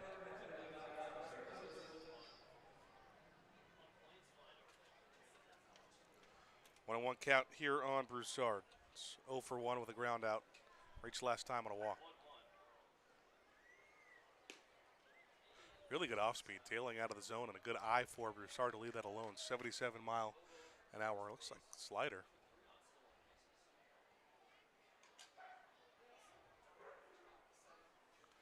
Well, we said Florence was going to need some long relief from somebody. It looks like Travis Phelps might be the guy to try to give him a few innings. Broussard jammed foul, even 2-2. Man. That one bouncing off the table. Nothing spilt. It's a miracle. And look at this behind home plate. We got a pug finding some shade underneath one of the seats. That's great. That's good stuff. That's what Bark of the Park's all about. Bobo faked that he was going to go with the 2-2. Fell back again. You got to be careful with some of these pugs. I remember one of my family's dogs in Florida, I believe, was outside too long. It was a pug, and that's unfortunately how it passed. Of course, Florida heat's a lot different. That's why he's finding some shade here. Yeah. That dog was named Coco. Saw about once a year. Always around Christmas Coco. time. Yeah, Florida's different, man. A lot of minor league baseball down there in Florida, too. I don't know if they can do Bark at the Park. 2-2 again. Runner will take off this time, and Broussard punches it down the right field line. Out for a base hit. Bobo was taken out for second. So now we'll get the wave around third, and he will score. Broussard into second with an RBI double, and Florence has some insurance. 6-4. Really good base running there. I don't know if that was a designed hit and run, but worked just like it. And perfect placement from Garrett Broussard. Again, a little bit of a weird route from Linscott over in right field. I'm not sure if it had any real effect on the play.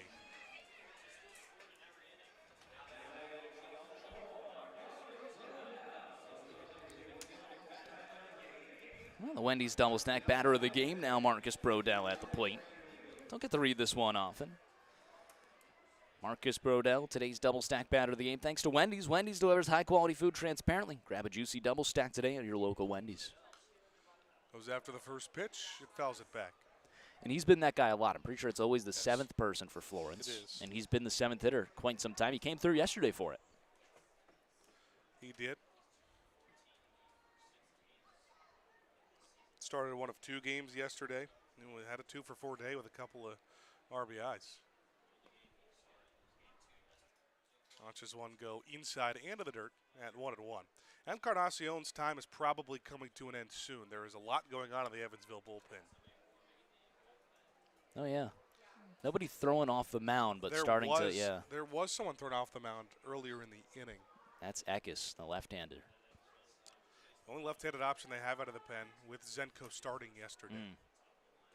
This one's hit hard and will get through for a base hit. Brodell delivers again. Broussard in to score, and Florence gets that 3-1 lead right back. Nice piece there from Brodell. I mean, 87 just finds a spot through the infield. It's another day with some RBIs for Brodell. Baseball's baseball, yeah. And you'll take anything you can get. Every single one of Marcus Brodell's base hits is a true rocket. Yeah. That one's actually one of the lowest ones at 87. Sometimes you'll see like a 105 grounder off his bat. He's got a loud bat. Yeah. Seems like his barrel's huge. Deal with Baker now. Still 2 outs in the inning. Both these runs have come 2-out production. It was a ground out to second after Bobo singled, and then Zade Richardson popped to third. Sergeant Bilko the third, a couple comments. Don't want to leave him in no man's lane. It's a nice grab, Garrett. Awesome double Broussard. Hot dogs at the ballpark mean 2 different things today. Certainly. That's a good one. I didn't think about that. 0-1 jam shot. Left side of the infield. It's Gonzalez to take it. Wow. And he will make a nice play for out number 3. So Florence gets 2 and gets that 3-run lead back. 7-4 going to the 5th inning. Couple RBI base hits. We're got more baseball. The Frontier League Network, powered by HTN.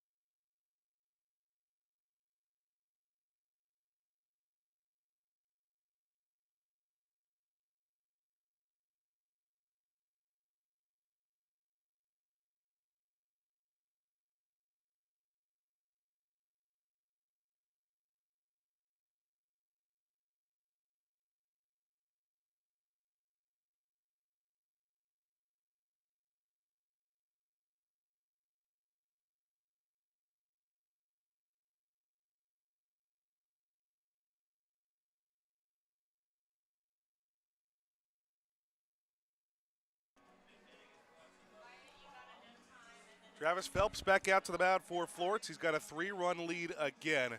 Sunny Thomas More Stadium. It's the first time the sun's come out, and I would still say it's pretty cloudy, but this is the most sun that we have gotten really all weekend. After a game was suspended on Friday, we had to continue it, play another one yesterday.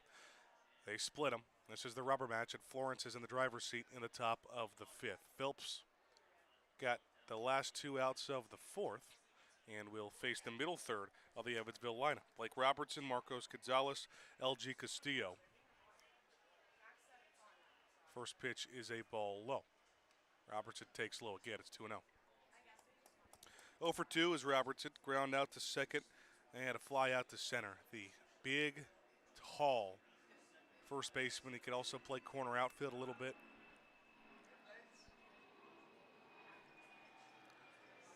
Got some power, but for his size, he's more of a contact guy. Swings through a breaking pitch for strike 1, 2-1.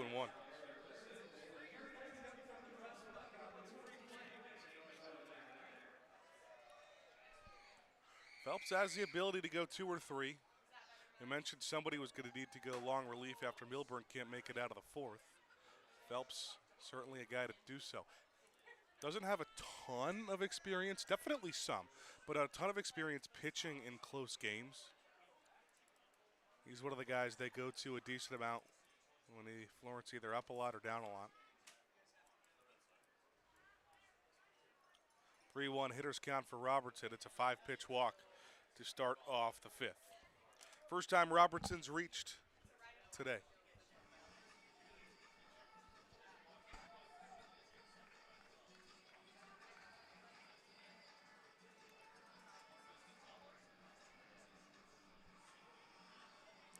Evansville certainly not out of this game. We have seen some comebacks both ways for Florence this year. Some blown leads.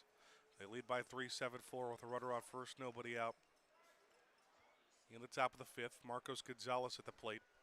Again low for ball 1. So in this inning, 6 pitches, 5 balls. 4 of the 5 have been below the knees. Fastball lined into the glove of Broussard. He throws across the diamond and picked at first by Zeisler. A double play on a line drive right to the glove of Garrett Broussard. His second really nice play like that today.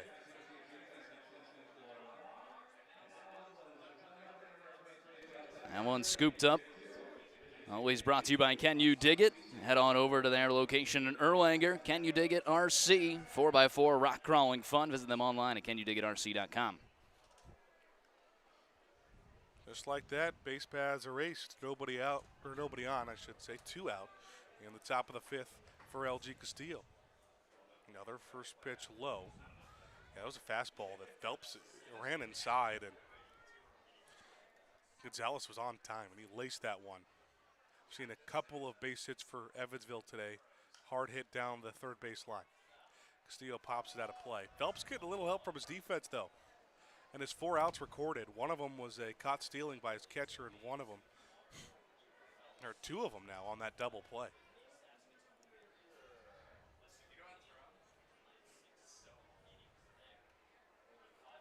Counts 1-1 for Castillo.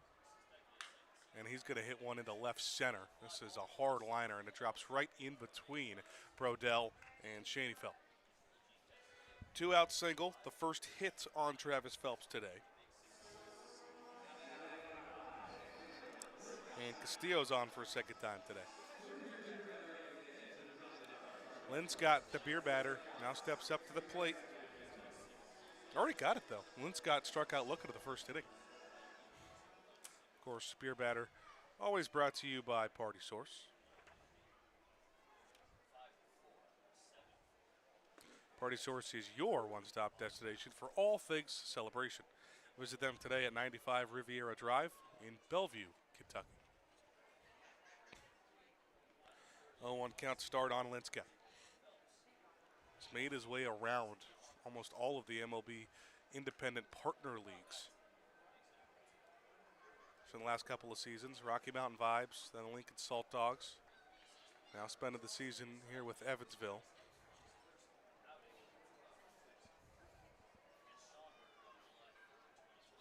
Not a ton of at-bats yet, a later season addition for Evansville. It's the first time that Florence has seen Linscott in this series. 0-2, swing and a miss. Phelps gets his first strikeout and a pump of the chest. Couple of beer batter strikeouts for Linscott. Halfway home, Florence leads by 3 on the Frontier League Network powered by HTN.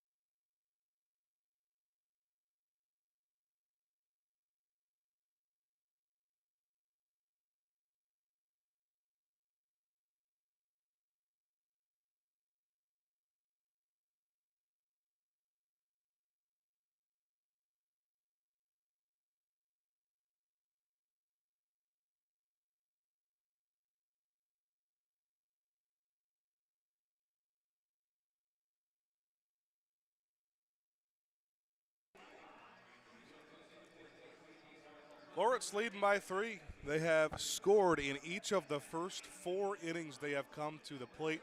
1 of the first, and then 2 in each of the last 3 innings. And it prompts our very first Hooves Hangout pitching change for Evansville as David Eckes comes in.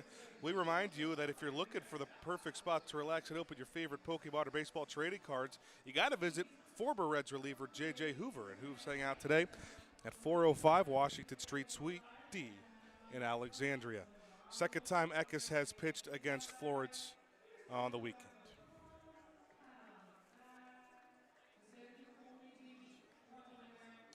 Went 2/3 of an inning. Did not get out of the inning. Gave up 3 earned runs and 1 base hit.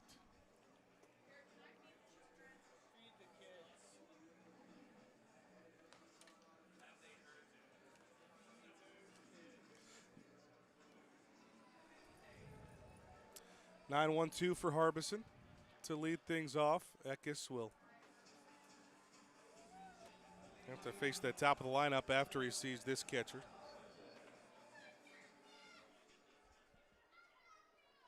Harbison working on a 1-for-2 day with a ground rule double and a strikeout. And he takes the first pitch and lines it into center for his second hit of the day. One pitch, one single for the Florence catcher. A 2-for-3 afternoon.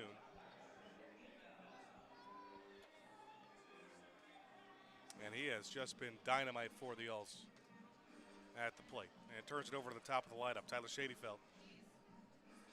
It's also working on a 2-hit day.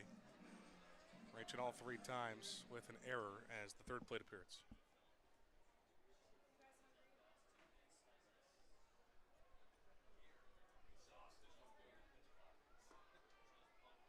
Pulls back the bunt. It is called a strike. Shadyfeld with a little shrug. We do have better late than never Kurt Kramer on the broadcast today. We're doing Rip That Pack here of the 5th. Gentlemen, I come bearing gifts today on this glorious, humid Sunday here at Thomas More. I brought us a big old mega box today. And you know what? You might have just saved yourself with that, because that's a big time. It's a big time purchase there from Kurt. He goes with a mega box. It's the first time I think we've opened a mega box on the broadcast. 14 packs in this thing. 14 chances for a Hank Aaron rookie card. And how many? How much does a mega box cost? 50 big ones. So I might. We'll have to figure out how we do this, because that would cover us for a lot of home games. I think if we do this, you do a mega box, we're in the clear. Either way, I'm not too worried about providing packs of cards for my bud. I also might just buy some single packs off you for the road trip. I mean, I feel bad that I've even got you involved in all this. You have started me down a path. And there's no coming back. I'll tell you that like right that. now. No doubt. No doubt. So what is the official score? 7-6? I got 7-6-4. 7-6-4. Nice pull for me last night on the broadcast with $3.99. Did you sleeve that up? Gold, I sure did. And sleeved her, penny saved her, and then threw her in the card saver. 2-2 here for Shadyfeld. Ground to the right side, could be 2. It's a flip from Jones. Salvaggio turns. Shadyfeld burns and beats out the throw to first base. What would be a 6-4 or 4-6-3 double play for almost any runner. Shadyfeld says no. Those wheels are way too quick to pull that one off. If that's not a double play for Shadyfeld, it's going to be pretty impossible to get him on 2.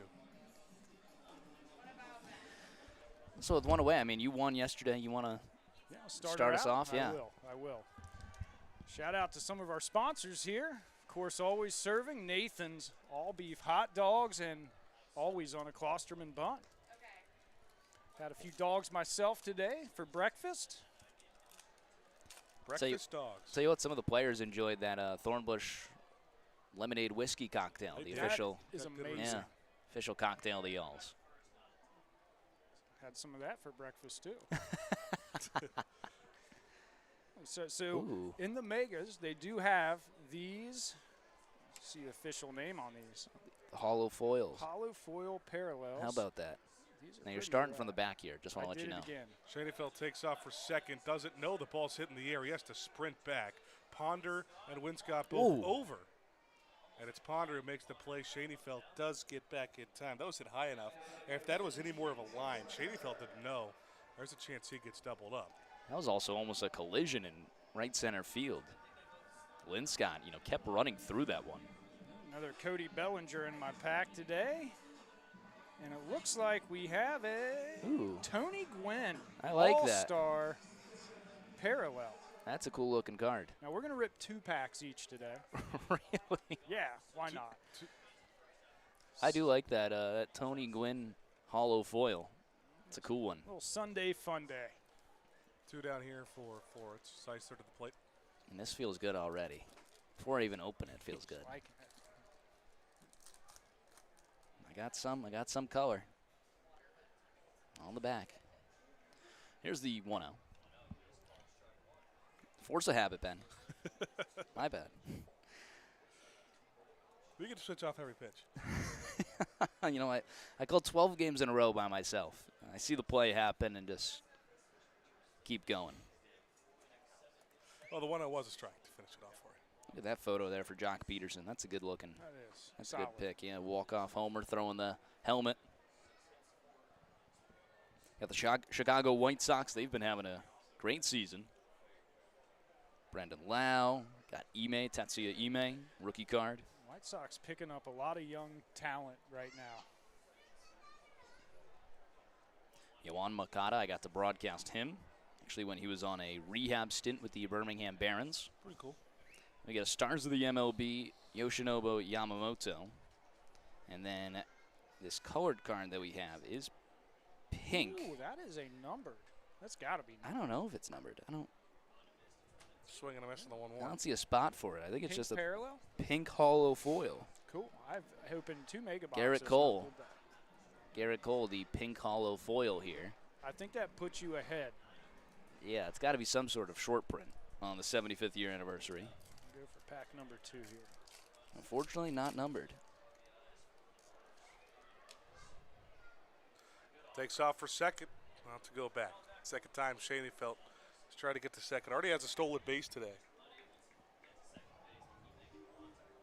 Wait till this next inning to come in here with this pack. Yeah, 1 and 2 with 2 outs. Might as well wait a little bit. All right, I mean, off to a hot start with the mega box. I'll tell you what, we're going to have to put in a request to the ops crew to put a fan right here, right in this bucket. I would Going not down. veto that request. Oh, I'll no. just say that. All of our visiting broadcasters nodding in agreement that is something we need in here. And you know what? Maybe I'll request 2 fans. Yeah, for one each from that side, one from this side. You guys better be nice to me, though. Threw outside of the 1 and 2. So we Deuces get- are wild. 2 outs. I said we just need Pella window and door to put windows in here. Get a hold Almost of threw it to Johnny the Pella. backstop. Yeah, start trapping in some AC.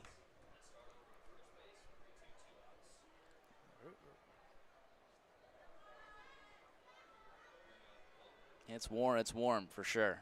Got Tomas as our producer back in for HTN. Always the best. Always great, Tomas. Well, Schoenfeld will be off here. 3-2 pitch at 2 outs, and Zeiser gets another grounder to Jones. He bobbles another and cannot get the throw over to first. That's a play there that should have been made. E4, the second of the game now for Amani Jones. That's another close one of the air base hit conversation. It's on the back end. I mean, I feel like you got to have that, yeah? You got to have it. It was hard hit, though. But nonetheless, Florence has 2-1. Evansville trying to get their first scoreless frame of this game so far. Here at the bottom of the 5th, the 7-4 Florence lead. Got some good comments here from Sergeant Bilko III. Said, Rory and Ben doing a great job as always. Don't mean to leave you out either. And he was talking about that double play. Super nice grab and throw there from Garrett Broussard. That was last inning. Thank you, Sergeant. Appreciate you tuning in. You're doing a great job in the live chat. Special shout out to you in the live chat. Tip of the cap. I was expecting him to explain to us who Sergeant Bilko is, though. when He we're did talking about yesterday. it. Did he actually give an answer? About who he actually is? Who Sergeant Bilko Are we trying is? to dox Sergeant Bilko? No, on I'm the trying to air? find out who Sergeant Bilko in real life is. Oh. It is just, it's a TV show character from Phil Silvers. And he did actually give an explanation of what he does in the show. And Ben, well, on this next road trip, you're just going to have to binge watch all of this show. All right. I mean, if that's my, It's your official that's homework. my job. It's my homework. I guess not the worst homework of the world. Bobo's down 0-2. I'll tell you, Rory, you said your next away stint is in Mississippi, correct? That's where we're headed Correct. next. Correct. I'll tell you what, if the weather's anything like here, it is going to be a hot one down there. It might be. 4th of July doubleheader. Well, I can tell you what, there's 4 seasons, and season 1 has 34 episodes. So good luck, Ben. Each of them about 30 minutes. You can binge that in 3 days. What do you want me to do with the other half of the week?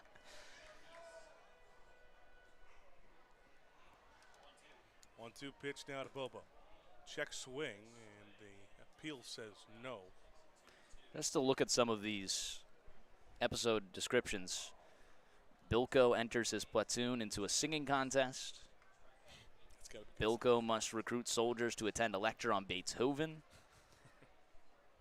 Army life takes on a new meaning for Bilko. How about that? Then all of a sudden, Bilko off to Hollywood to serve as a technical advisor for a film. Wow. It really goes off the rails there, season 1, episode 16. The first 15 were staying on the military base. Yeah. Count runs full again on Bobo. Runners will be off with a 3-2 count, 2 out. Schadefeld at second, and Zeisler at first. Lefty on lefty. Eckes fires home.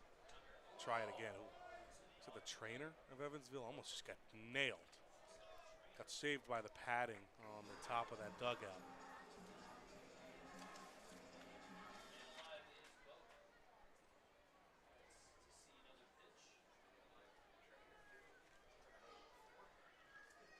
I'll tell you what, it's so hot here at Thomas More today. Some of our fans adapting the MLB trend right now. An entire row section. off? You can't see from the bucket here. Shirts are off. Shirts are Yeah, all tarps off entirely section. off. Where? The right section next to our bucket here. Swing and a miss. Bobo down on strikes. Eckes gets a strikeout. Evansville gets their first scoreless frame. Other half will rip that pack in the top of the 6th of the Frontier League Network, powered by HTN.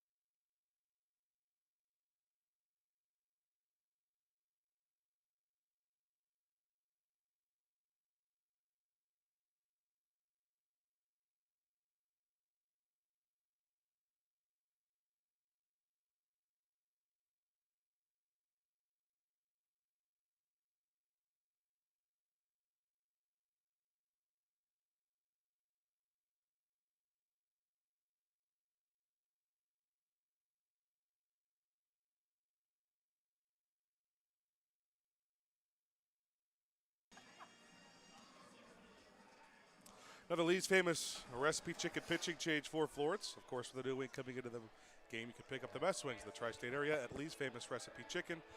Florence turns to some high leverage experience, and Logan Jones, making his first appearance in Florence, was picked up on that long 12-game road trip. He's the third pitcher in the game now for the Alls. Travis Phelps stays done. It's an interesting spot here because now you have Phelps already done. Jones, has given you 2 innings before he's gone, 3. Do you ask 2 innings plus of him, or do you go to McAvoy for the 8th and 9th? It's a safe situation right now. Could you have Whitesell available? Like, there could be a couple of those guys available. You are then calling apart for someone that did pitch yesterday. Yeah. He starts his first batter, Cohen Wilbanks, off with a 2-0 count and a couple of fastballs outside. Wilbanks off Adgio at Ponder to start. Now, Jones said one of his deciding factors was that we did rip that pack. He wanted to come here. I think that was a given. I don't think you needed to ask him that. Chopper right back to him. We'll have a play to make here. Jog over to the first hand, flip it. Little close to call. Still made it in time. Yeah, it was a little close. Little can of corn for the first out, but you're right. Could have. All right, here we go. Double and rip that pack. All for Logan Jones today, huh? Yes, sir. This one out to you, Logan. Welcome aboard. Nothing crazy so far. Oh, Bryce Eldridge. That's the rookie card I got. I want to hang on to that because my black one of his was $250. Wow, that is a heck of a pull. Did you pull that out of the Mega as well? I pulled it out of a hanger for Top Series 2. Hangers are bangers. And we move through here, and Ken Griffey Jr. insert. And he is nice. my favorite of all time. Glove work. Along with the Mick. And so that'll PC for me. Nice. All right. Even 1-1. And then a Kurtz. Nick That's Kurtz. a nice Kurtz card as well. Yes, it is. Not a bad pack there. I will say this. Short of you pulling absolutely nothing out of this next pack, let's show him the Griffey. Show the Let's Griffey show him instead. the The Griffey glove work. Little hometown kid for everyone Yeah. back home. Of course, it was when he was with the Mariners, but Always be a Moeller guy in my mind. yeah. The great Moeller High School. Salvaggio punches the 2-1 foul. Still one out, nobody out.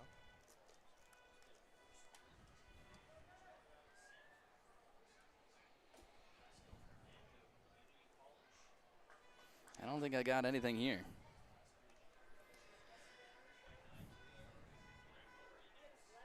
Corbin Burns. Lucas Ursang's a heck of a reliever for the Royals. Jordan Walker's having a phenomenal season. Heriberto Hernandez, I broadcasted him with the Pensacola Blue Wahoos. That's pretty good. That's one I have not seen make it up to the big leagues yet. Joe Boyle, former Red. Broadcasted his first week of the season in Double-A. Foul ball there off the top of the bucket. Pirates team card. Something there. Go to Blaze Alexander on a shimmer refractor. Great card. I mean, what a cool Yeah, that card. is a cool looking card. Not numbered or anything. Then we get Mookie Betts and Treya Savage on the Stars of the MLB. There's this Blaze Alexander. Payoff pitch inside for a walk. First batter that Jones lets up. Salvaggio on for the that's a first time. picture to put on a card. Yeah, it's a cool one. Blaze Alexander was really one of the top rookies coming up. I don't think he's amounted to much just yet. Maybe something to hang on to. I'm gonna give you the win. For me, it'd be that pink. That's got to be the shortest print out of I any think of so. them. I think you take the win there today, Roar. I'm a Bond fair shows guy. Bond. So You're we're a going fair guy. Rory the win. Give Roar the win. Some more insurance. He's up 8-6-4 now. And you won't see the return of that until next Tuesday. Is that our next home? That's our next home game, It's yeah. Washington. They were first morning game that Series 2 on Wednesday. You know, Boy. I know at least one Cowboys fan at home that's going to be upset that he's got to wait all that time. Well, for he another gets rip that pack. he gets to listen on the road. Are you ripping on the road? Yeah, oh yeah. That's why I was saying, I had to buy a lot of baseball cards on the road for that 12-game road trip. I actually had to start slowing down and going to the one pack a game. I was like, I can't be ripping two right now. It's just not financially Not in this stable. economy. I'm proud No. of you. I'm Yeah. proud of you. That's a little self-control. It That's what was. I like to see. It's easy to get swept away in this hobby. Yeah, oh, yeah. Rip that back. And again, didn't pull anything. So I didn't have any excitement besides the one that I had off broadcast. So what does that tell you? You got to have your good luck charm. I do. Better late than never. Yep. Cowboy Kurt Kramer and the He Broncos. was early That's- today. I was early today. Yeah.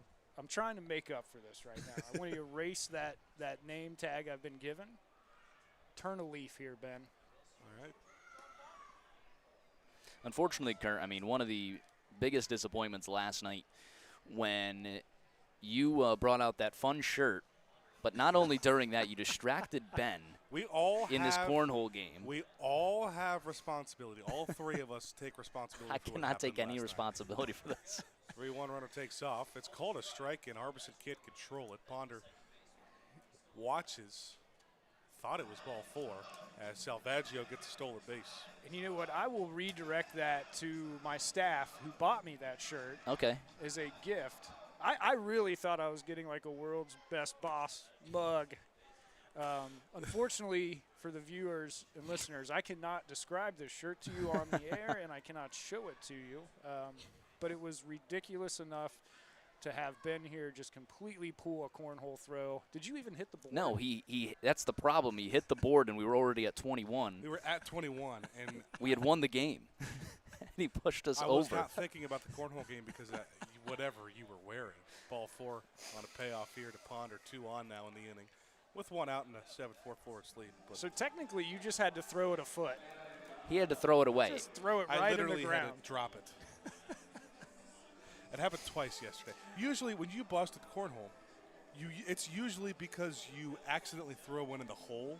Right, when you right. don't need 3, Yes. that goes over. And I'm glad you guys are playing the old school rules. Me and Those are Rory- the old school. That's how I grew up playing. That you could bust. Rory and I busted twice on when we were already at 21 and hit. And You we say just, Rory we and I. didn't It was realize. you at the Because 21. because there was no communication. This is nonsense. You know what? Either way, we won the 3-game series of the We did. cornhole, and that's what mattered most. No I in team, but an I in Tettemer. There's no I in Tettemer. You don't There's have a an me. I? There's a me in Tettemer. I thought you had an I at the end of your name. There's a me, no doubt. No, and my middle school police officer used to call me Tettemeyer. He thought there was an I. That's what I called you at first. You'd say, Tettemeyer, how's fall ball going? Roped hard foul. It'd be the middle of spring, and he'd say, 0 for 2 on that question. Officer Paul Pellin.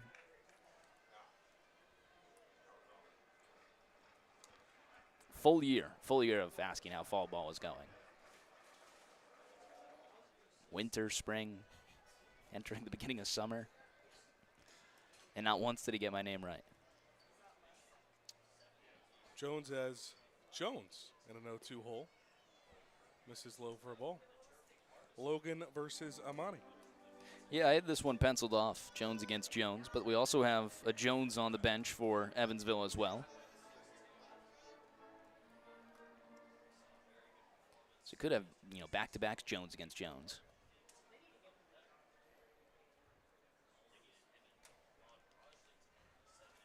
See, we got the inflatable slide. Rounder through the right side. This will score a run. On his horse around third is Salvaggio. Bobo waits to throw in.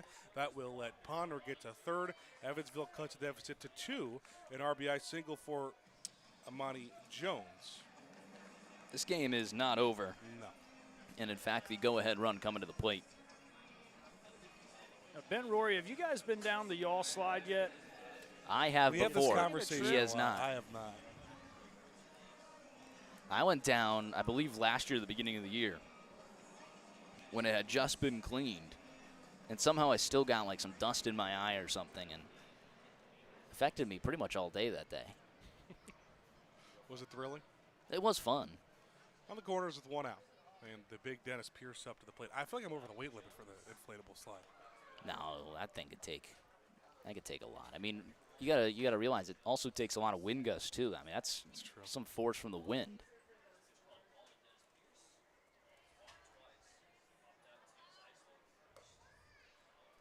1-0 fastball up. Jones isn't missing terribly. Toby Hall will go out and have a conversation with him. He's starting to lose command and then gave up that single after back-to-back walks. He's been around the zone, but just can't quite locate. That's how my golf game was the past 3 days. That is Story, not how yeah. I am not around anything. He didn't play one round when we were on a Kurt never 12-game called road me trip. up. Kurt didn't take me to Four Bridges or to Heritage. Also, there's the communication issues. Apparently, I've become the punching bag at the Florence Yalls. Well, no, Always- they're always Kurt's saying fault. Kurt, you're a great golfer. We need you Thank to you. start helping out Ben. I'm And here instead, for ya. and instead you left him stranded, no man's land. Could even in a par 3 Armco, but Oh, no, there's left me stranded. a place I have not been in some time, is the old Armco Par 3. Great cold beer track. Wow. Ball back to the dugout. Pearson with a 2-0 count. Couple of walks, still looking for his first base hit of the game. Florence now up 2 with him on the corners and 1 out. And that one's going to get to the backstop and score a run. Ponder sprints home at a jog up to second for Jones. It is a 7-6 1-run ball game here on the top of the 6th.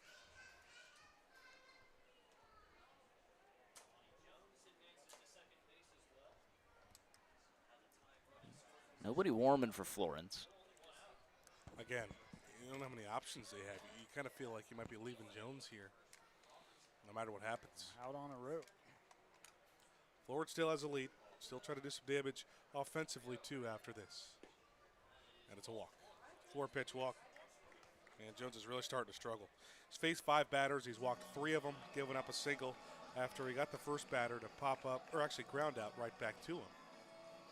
After looking very good his first couple appearances for the Yalls. I believe he actually faced a tough outing his last time in Tri-City. That would have been on a Sunday. Another one there, down and outside.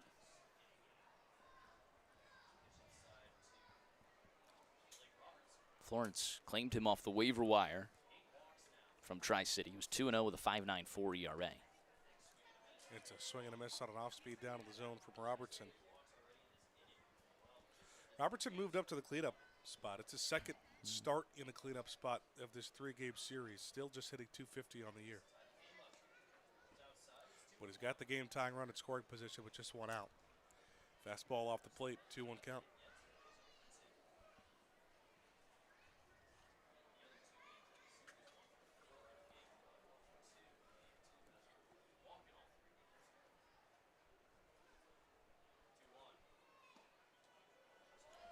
Good location on the outer part to the lefty. It's got to be one of the tallest lineups in the league. Robertson, Pierce, Salvaggio is pretty tall for a shortstop. Yeah, I agree with that. Counts New full. Jersey's probably up there. I mean, they had And some. New Jersey's. They had some big guys. That could be a football team. Yeah. I mean, they got some big dudes. And they have all the power in the world. Payoff pitch. Grounder through the right side again. It will get the wave around for Jones, but a throw that comes in late. And we are all tied up as a runner gets to third, too. That's Pierce. Robertson does the job for Evansville. It's 7-7 in the top of the 6th. The only unfortunate thing is that Florence still with nobody throwing. It's almost impossible to happen. You got people stretching, but nobody throwing. Certainly feels like it's going to be Jones's inning to get out of here in the 6th. Needs 2 outs to do so, but now he's got runners on the corners. And Marcos Gonzalez at the plate. 7-7 tie. First pitch is a strike down the middle of the plate. And Gonzalez has been hot this series. He has 6 for 11. 2-run single and a double already in this game.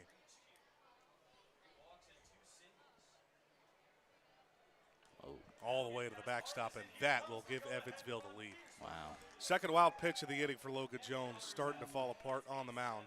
And Evansville has their second lead of this game. First since leading 2-1 of the second. Now we're starting to see a little movement there. Bullpen. That's Max Whitesell is going out to the bullpen. There we go. Maybe a situation where you only use him if you absolutely need to. You know, it was a 3-run game for a while, and Logan Jones has been good as of late.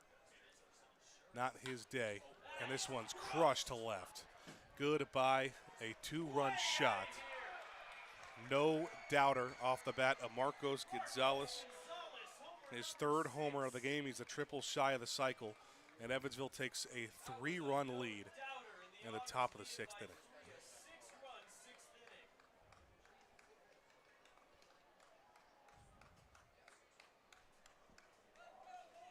Wow.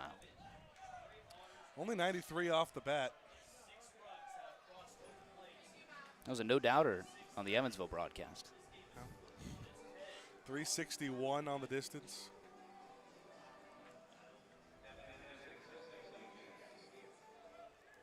All 6 of these runs will be earned to Logan Jones. His net is going to hurt his ERA just a little bit. He throws another one at the backstop with LG Castillo. And now it's just as how fast can you get Whitesell hot. Florence has scored 7 runs at 5 innings in this game. Still don't feel like this game's over. But Evansville now moves into the driver's seat with a 3-run cushion, not only taking the lead in this inning. I mean, the types of games we've seen here at Thomas More, though, I mean, there isn't a run lead that's safe. It's true. Florence has come down from as many as 10 in the 7th inning in the game. Down 7 in the first inning against Windy City. And 1.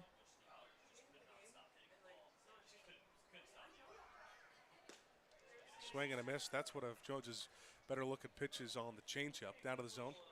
Swung and missed by Castillo.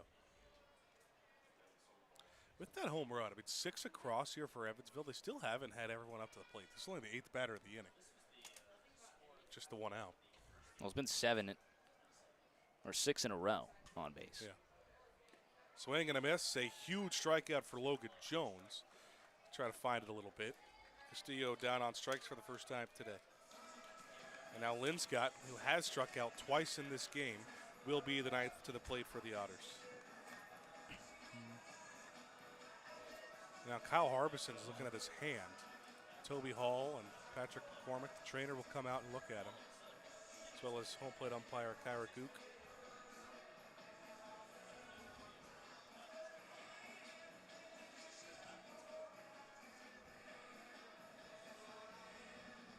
Whitesell's throwing. There's some stretching going on, too, in the Florence bullpen for some other guys. David Eckes has looked as good as he can. Florence will call a meeting in the infield after the Harbison injury, and they will make a move to the bullpen. Max Whitesell. Actually, that's not Whitesell. No, that's Whitesell. Oh, it is Whitesell. Whitesell will come in to replace Logan Jones in the 6th. A 6 spot at the top of the 6th, Ed County. Evansville takes a 3-run lead on the Frontier League Network, powered by HTN.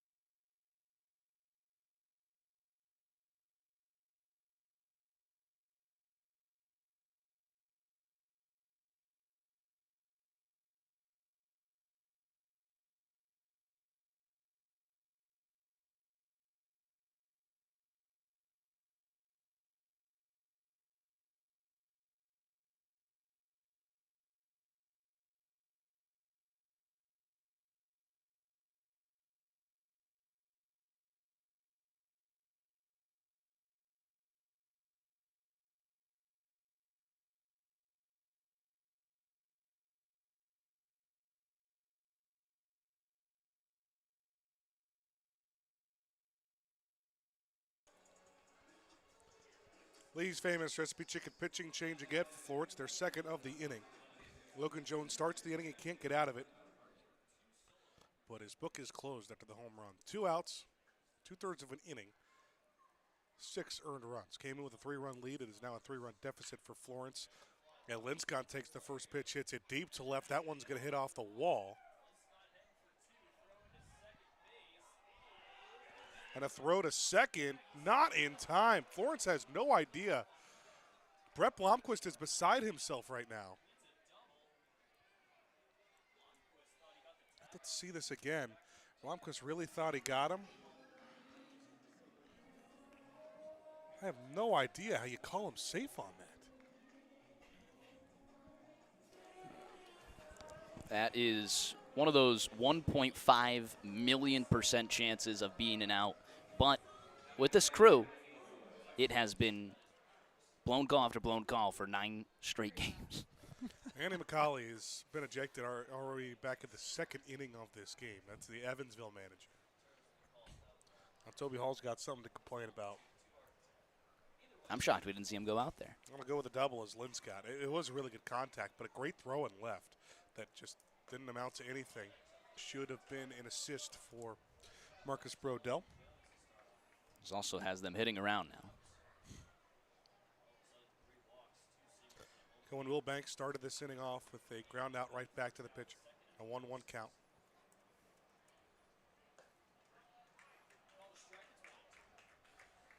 Old strike down the middle of the zone. Whitesell's been the steadiest bullpen arm for Florence outside of the closer, Aiden McAvoy. But he has had his share of not awesome performances. One inning where he gave up a couple of earned runs last time out. Actually, both of his last appearances, 4 earned runs in 2 total innings against Joliet.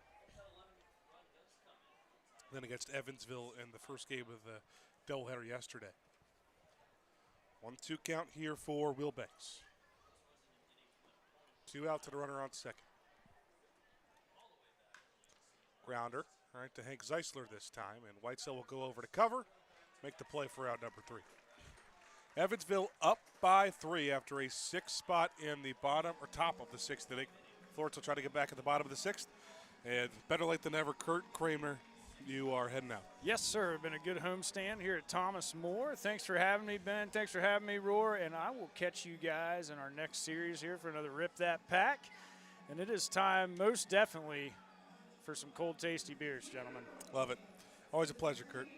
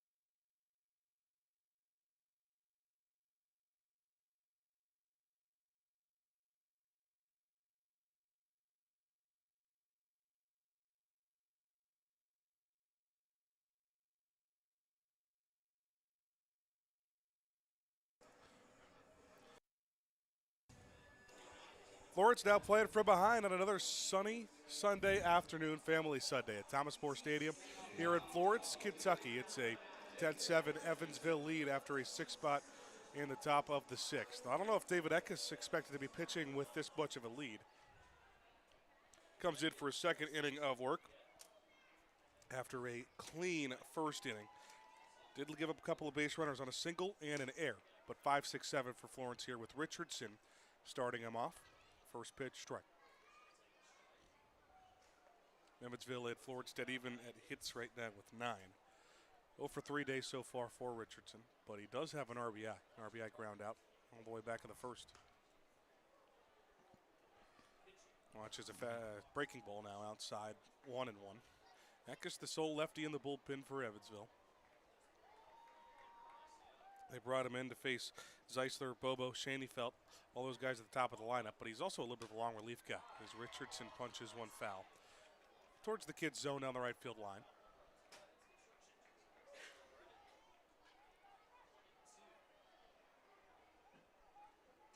Eckes ahead of ball, 2 strikes.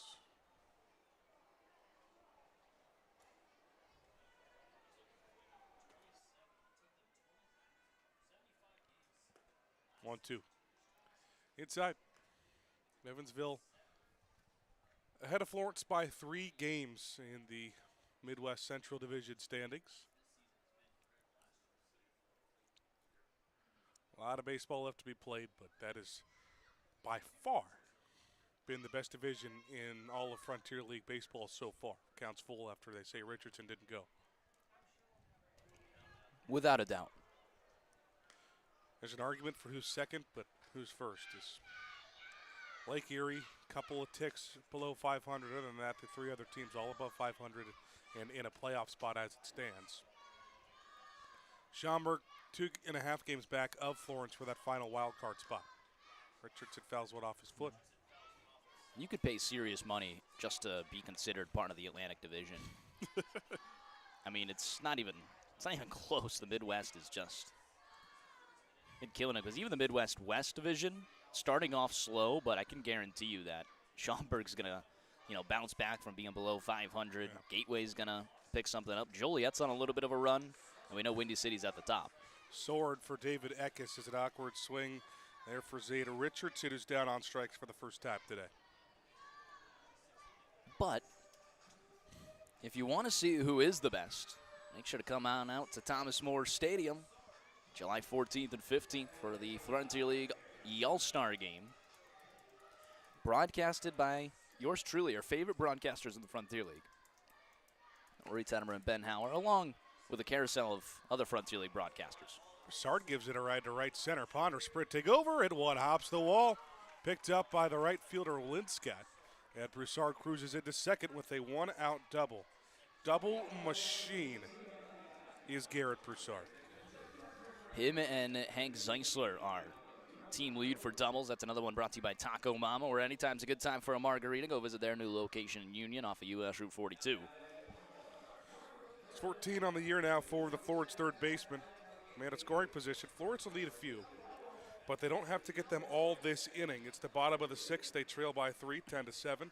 Marcus Brodell up, who has struggled against lefties. It's a southpaw on the mound right now, and David Eckes.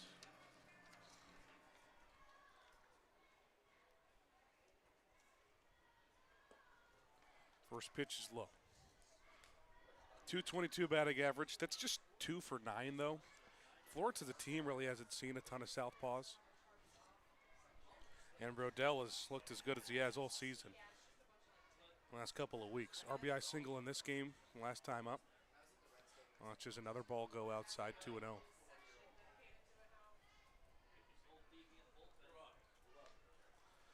This was the exact score that Florence lost by in game 1 of the doubleheader yesterday. And they left the bases loaded in both the 8th and 9th innings of that game. Brodell hits one hard to right. Going back is Linscott. He looks up. It's out of here. Brodell goes big fly, and Florence is within 1. 105 off the bat of Marcus Brodell, a Sports of All Sorts home run. Whew, that got out of here in a hurry.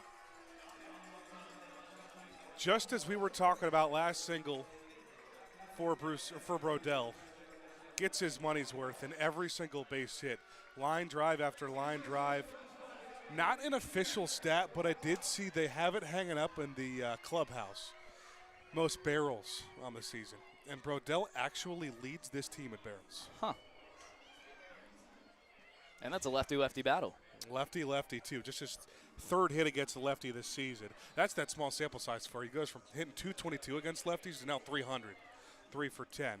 That's going to be it for David Eckes. Again, Evansville with the strategy. They're using them against the Florence lefties. But Brodell got to him.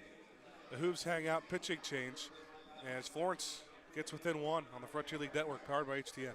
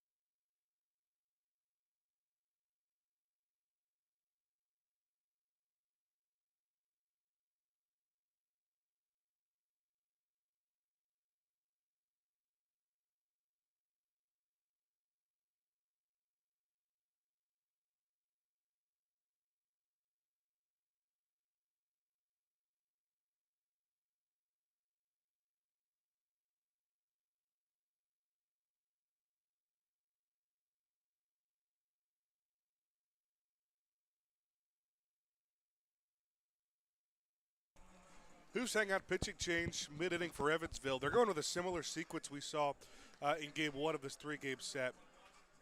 After David Eckes, they turn to their first righty out of the bullpen. It is Nolan Thebe for the second time this weekend. Thebe, in his second season with Evansville, was outstanding last year with a 2.88 ERA. That ERA just barely up from last season, 2.89. Brodell goes yard to get Florence within 1 here at the bottom of the 6th. 1 out of the inning. Bases clear for Dylan Baker. 8-9-1 for Florence. And the first pitch to Baker is a ball outside. His 5th home run of the season for Brodell. RBIs 23 and 24. Actually, check that. 24 25. He had a RBI double earlier in this game.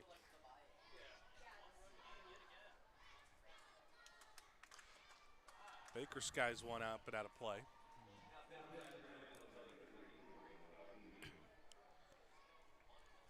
Baker left the yard himself all the way back in the 3rd inning. Gave Florence a little bit of insurance. We've had a wacky game so far. Florence has scored in all but the 5th, but trail. Called strike on the outer corner. It was Evansville who got the game started with a 2-0 lead. Florence got one back at the bottom of the 1st, then took a 3-2 lead at the bottom of the 2nd.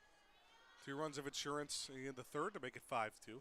Evansville gets those 2 back to make it 5-4 at the top of the 4th.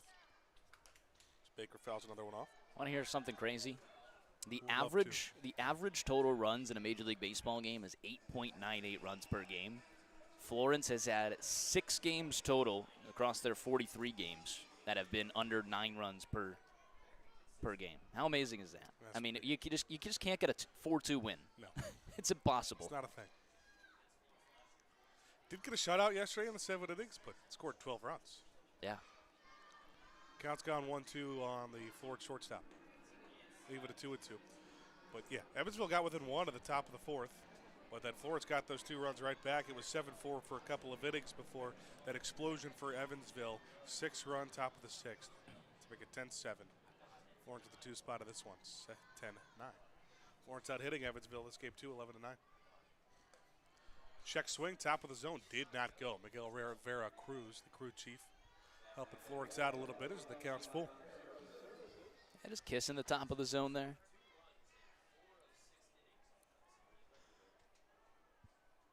Nobody warming up in the pen, so it will still be White Cell. Came in, gave up the double, and got the strikeout the next AB. Payoff pitch coming. Baker off the end of the bat to right. It's heading right towards Linscott. He's got it in front of the track for out number 2. Might have been out of here in Gateway. It's pretty close. 2 gone with nobody on here for Eckes.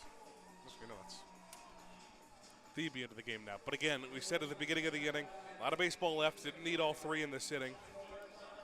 You say that, and I don't say this in a negative manner. It's just the way it's been. You can't really expect the Florence bullpen to go scoreless these next 3, though. No, you definitely cannot. Fastball in here on the 11 or the 9 hitter, number 11, Kyle Harbison. He's got a single and a double today.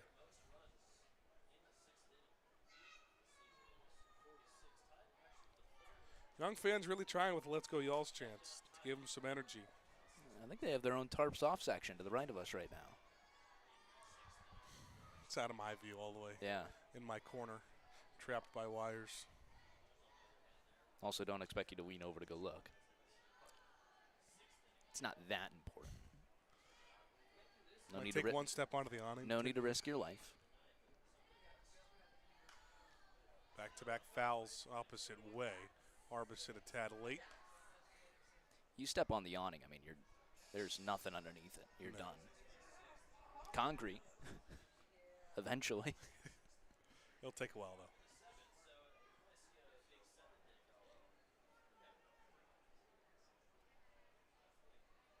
though. 1-2 again. Harbison spoils it. Starting to put together a pretty good at-bat. Had issues with his hand a little bit in the top of the 6th right before Florence made the move. DB will ask for a new baseball. We've seen little checks out with the training staff with Harbison the last couple of weeks. Again, it's to nobody's surprise because he's just caught so many games. 1 and 2, hit right back up the middle. That's the third hit of the game for Kyle Harbison.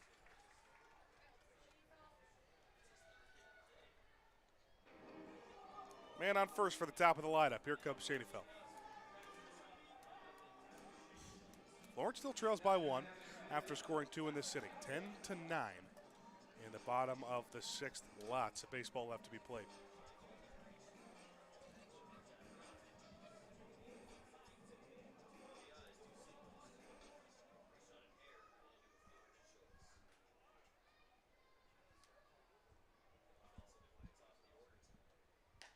First pitch to Schoenfeld, outside for a ball.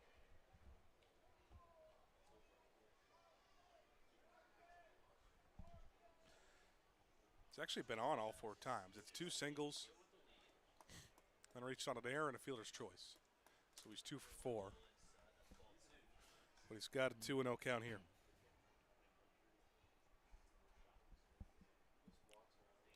Still the second lowest batting average out of anyone in the starting lineup. But the on-base percentage is what we know we typically see from Schoenfeld. And he's got a 3-0 count here for Thebe. Still 2 outs in the inning.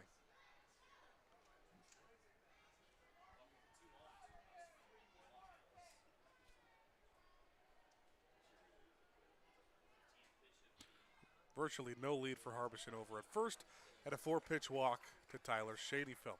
That moves the game-tying run at scoring position for a really good part of the lineup, and Brett Blomquist coming up, who's still searching for his first hit of the day.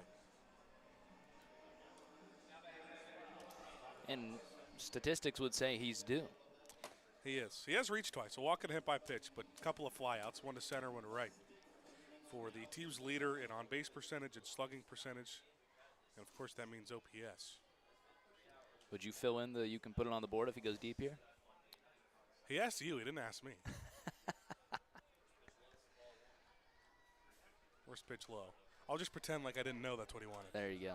I never heard it. And then he looks back at this inning and is like, well, I already told him. And then I say, sorry, Brett. Yesterday I had to say sorry because just got out of here in a hurry. Yeah, it was a weird one. 1-0 pitch, he's down the middle of the zone. Also, that's a no-doubter call. Yeah. His was, a rope, but just right over the wall.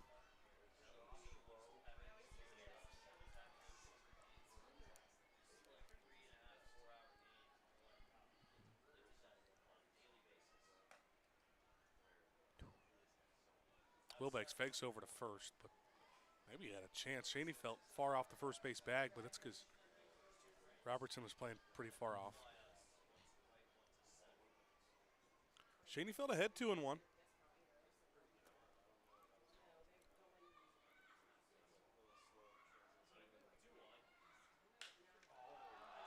And the air to center. Ponder going back. He's now in front of the track and has it in front of the wall for out number 3.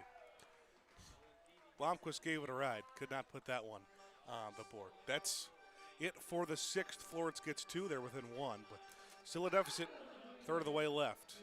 Max Whitesell and Rory Tettemer have you the rest of the way on the Frontier League Network, powered by HTN.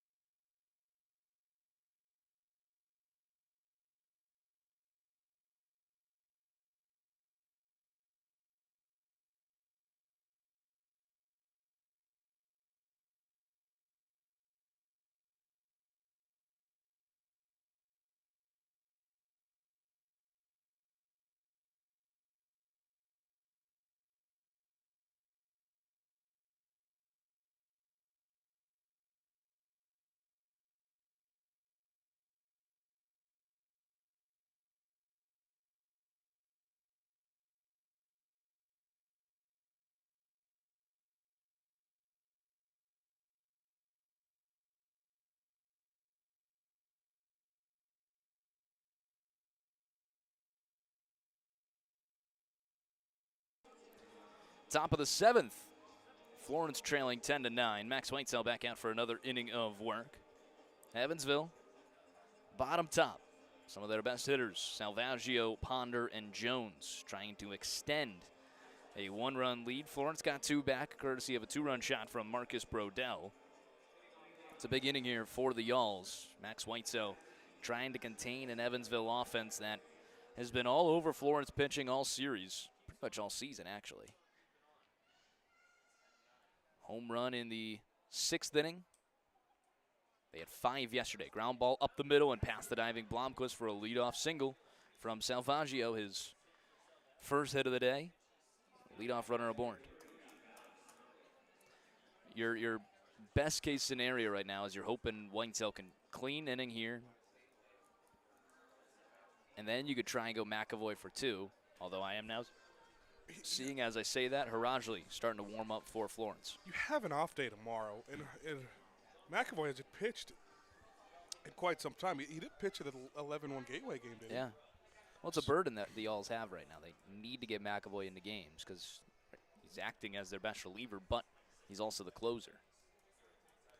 I've related it to the 2022 San Diego Padres problem when they had Josh Hader, who was on a roll. I'm pretty sure he got Cy Young votes that year.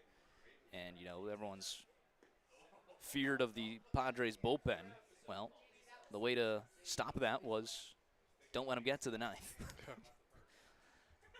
The NLCS, the Phillies, I mean, just trounced them. Only saw Hader once in the whole series. 1-1, misses outside. You remember that series? A little bit. Oh, man, the 2022 Phillies, man. I could talk about them all day. What a run. 2-1, swing and a miss, top of the zone. Ponder down on strikes. That was actually a 2-2 count. Strikeout for Max Whitesell. Scoreboard was wrong there. First out of the 7th. Runner on first, Salvaggio. That brings up Amani Jones. Jones has had a great day today. 2 hits, 2 for 3 line. The run scored. He had a walk in the 4th. Back over to the left side. Switch hitter Jones. First pitch in there for a strike. Dots up the outer half at 88. I don't think it's anyone's surprise to see Jones play this well. No.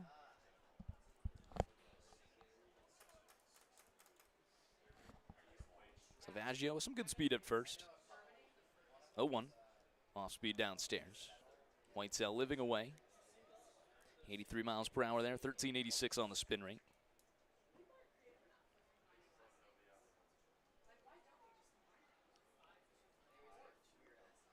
1-1 pitch, ground ball, base hit up the middle and through. Salvaggio will stay put over at second.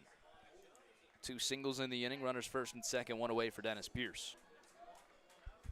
It's all just such an easy, simple approach for Evansville. Everything is up the middle, and simple at-bats piled on lead to success. I don't think they fear Florence pitching. No. Like whatever is out there in front of them, they'll go on and hit. First pitch misses outside.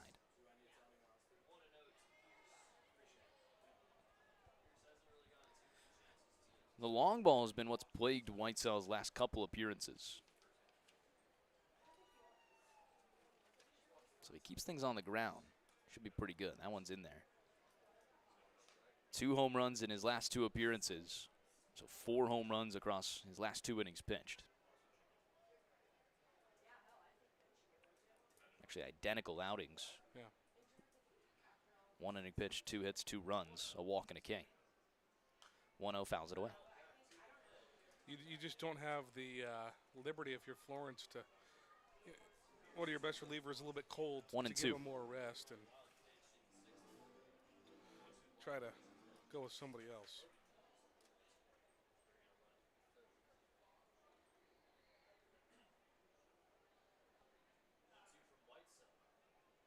One-two to Pierce. Ground ball left side by Broussard. From Baker, toss to second 1. That's all they'll get. Really good play there from Baker. I don't know if he even would have had the throw across the diamond. It might have been too long to retire Pierce. Runners split the corners now with 2 away for Blake Robertson. Yeah, that's big. Baker started to play really solid shortstop, like he has all year. That'll be a fielder's choice 6-4. 2 away for Blake Robertson, an RBI single his last time up. He's 1 for 3 with a walk and a run scored. First pitch fouls it away. I don't think you want to get up to the next guy here, so get out of this. Marcos Gonzalez awaiting on deck, a triple shy of the cycle. Certainly not. And if the first cycle I call is for Evansville, I will be upset. 0-1 misses inside. You ever got a cycle call? No cycles. Gotten a perfect game, a no-hitter. I got a no-hitter, but it wasn't a fun no-hitter. It was, I did a remote. My first years of broadcasting. 1-1 in there for a strike. Oh, yeah, and then this year for Evansville, no-hitter. That's true. That's a team no-hitter, though. Yeah, combined no. Have you called a pitcher, like a one-pitcher no-hitter? Yeah, no, there was no-hitter for, I'm sorry, it was another opposing team no-hitter, actually. They had got, the high school team I was calling in Indiana was no-hit, but still won 2-1. Wow. Yeah, for the championship. That's wild. Crazy. South Central High School. 2-2. This is downstairs. Where in Indiana is that? No idea. I saw it on Indeed. Applied for it, got that job, did it remote from Westfield, Massachusetts. Runner takes off at first. Off speed misses inside. A walk will load the bases. It's landing off for Gonzalez, too. Yeah, nightmare scenario Could be here the for game Florence. Gonzalez, 3 for 4. He's picked up 4 RBIs, a 2-run homer his last time at the plate.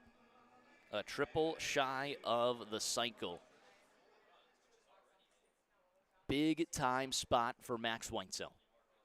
Bases loaded, 2 away. You just need 1. Everything you got into this at-bat. A slider misses outside.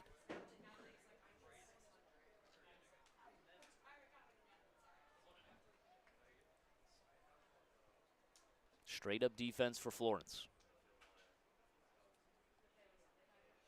1-0 in there. 91 dots up the lower half. 1926 on the spin rate. Won't give him anything up. Gonzalez has killed a couple of pitches up with his double and his home run this game. 1-1. Slider out. Slider not locating right now for Weitzel. It's one of his better pitches, too. Yeah. 2-1 the count. Closed off stance from Weitzel. A stretch, 2-1 pitch, fastball. Misses inside. Certainly walking home a run, not a good spot here either. However, it might limit damage. It's not the worst case scenario. No. As much as a baseball fan hates saying that. The way that Gonzalez has been swinging the bat at, 3-1 in there for a strike. We'll battle with a full count.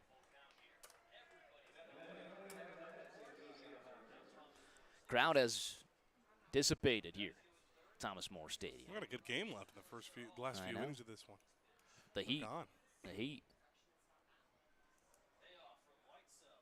Here's the payoff pitch. Fastball misses outside. That'll walk home a run. Now an 11-9 Evansville lead. That one was about an inch and a half off the plate.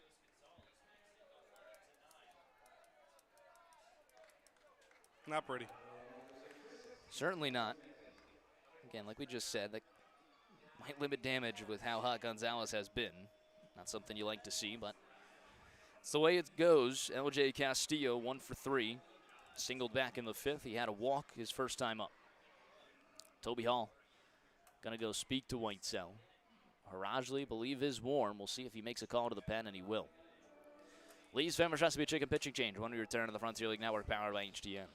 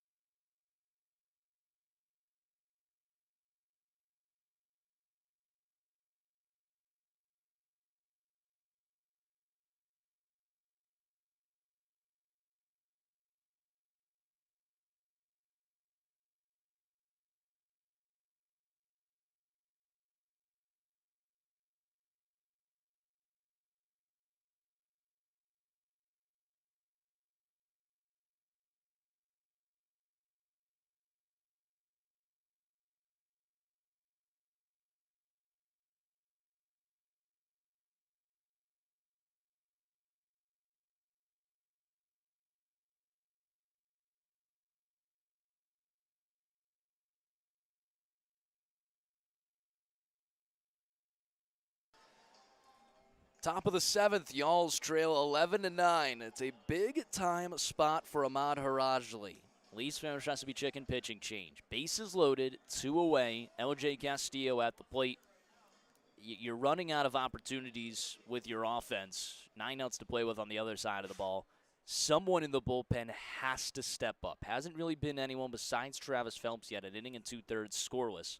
Jones couldn't do the job. He goes 2/3 of an inning, 3 hits, 6 runs. That's really why we're in the debacle in the first place. Whitesell comes in, 3 hits, 2 walks, leaves the bases loaded with just 2 away. You're running out of chances offensively. You're also running out of options in the bullpen. 100%. Off speed in there for a strike. We saw Harajli yesterday, less than 24 hours ago, pitched a 1-2-3 ninth, however, in a 12-inning game, or a 12-0 lead. So it wasn't really a stressful situation. This one, certainly a bit different. Bases loaded, 2 away in the 7th, game in the balance. That one's fouled away 1-2. Does the big righty do a job for Florence? Don't need a strikeout. Don't need anything crazy. Just get the defense behind you. 4 collegiate seasons between Michigan and Miami, Ohio. Call time from Castillo. 2024 with Miami at a 5.4 ERA, 2 games, 1 start. Was in the MLB Draft League in 2025. 2-4 record with a 6.68 ERA. 1-2. Swing and a miss. Got him on the off speed. Harajli comes in and does a job. Absolutely nails. We head to stretch time. The Y'alls trailing 2, but they leave a lot of damage on the base paths. When we return to the Frontier League Network, powered by HDN.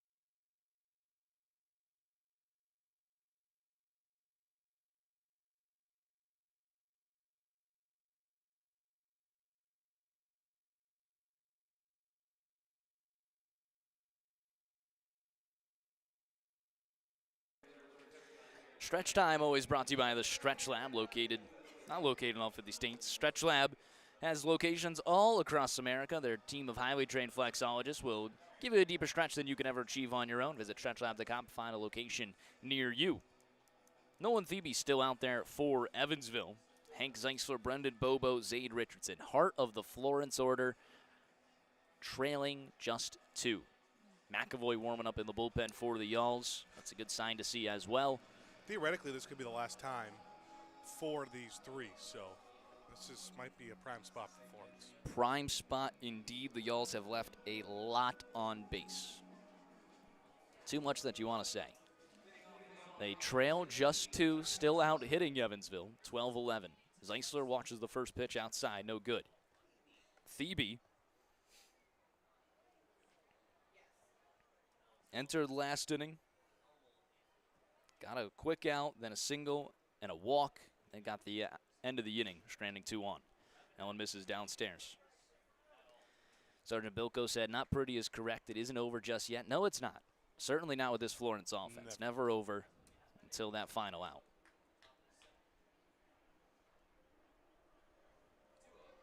2-0. In there for a strike.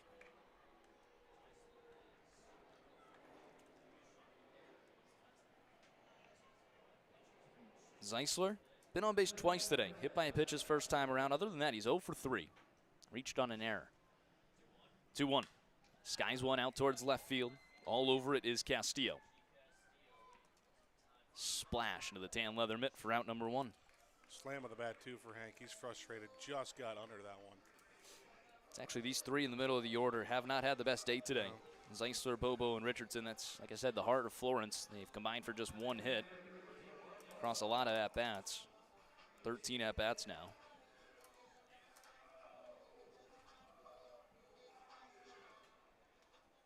Bobo 1 for 3 today with a walk and a run scored. He has that 1 hit within this 3-4-5. Allen misses outside.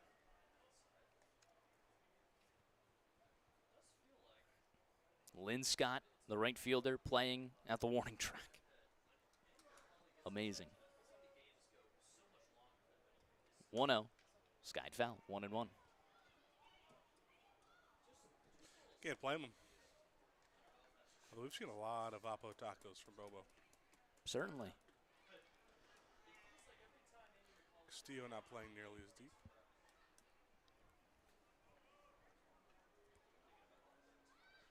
Thebe, the 1-1. Fouls it away off the mask of the home plate umpire.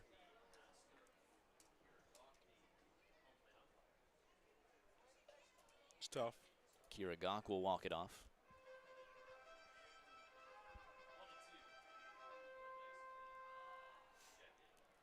Again, I said the crowd dissipating. It was only getting hotter throughout the later parts of this day. Glad it's not just me that feels that. You know, at times where like it's like shouldn't be getting hotter. Like I saw it was like getting hot at 4, 5, 6, just heating up as we enter a heat wave. Actually, here in Florence, we won't be here. 1-2 misses outside. 2-2. You won't be here. I won't be here. You won't be here. You'll be in Mason, Ohio, not Florence. That's the same weather. I'm still getting that heat wave, trust me. 2-2, missing outside. Sometimes when you get these 3 in the middle of the lineup who are so good at hitting with guys on base and doing damage, sometimes you got to just focus on getting on. I think that first out would be huge. Payoff, swing and a miss. It's doing a little too much there. Fastball outside, couldn't get a hold of it. Big swing there from Bombo, his 2nd time striking out today. First K for Thebe. That'll bring up Zade Richardson. He's 0 for 4 with an RBI ground out and 2 Ks. Trying to start a 2-out rally for Florence.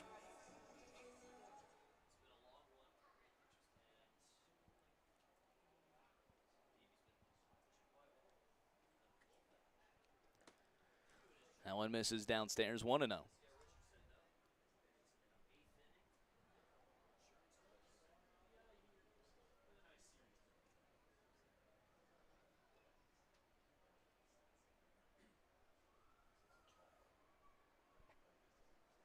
Bases empty, 2 outs. Bottom of the 7th. 1-0 pitch. Misses outside.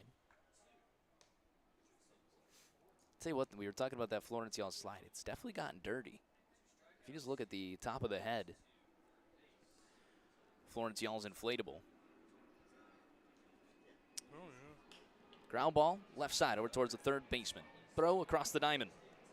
In time and a 1-2-3 needed inning for Nolan Thebe. Florence down in order quietly and quickly. Top of the 8th, trailing 2. 11-9 ball game when we return on the Frontier League Network, powered by HTN.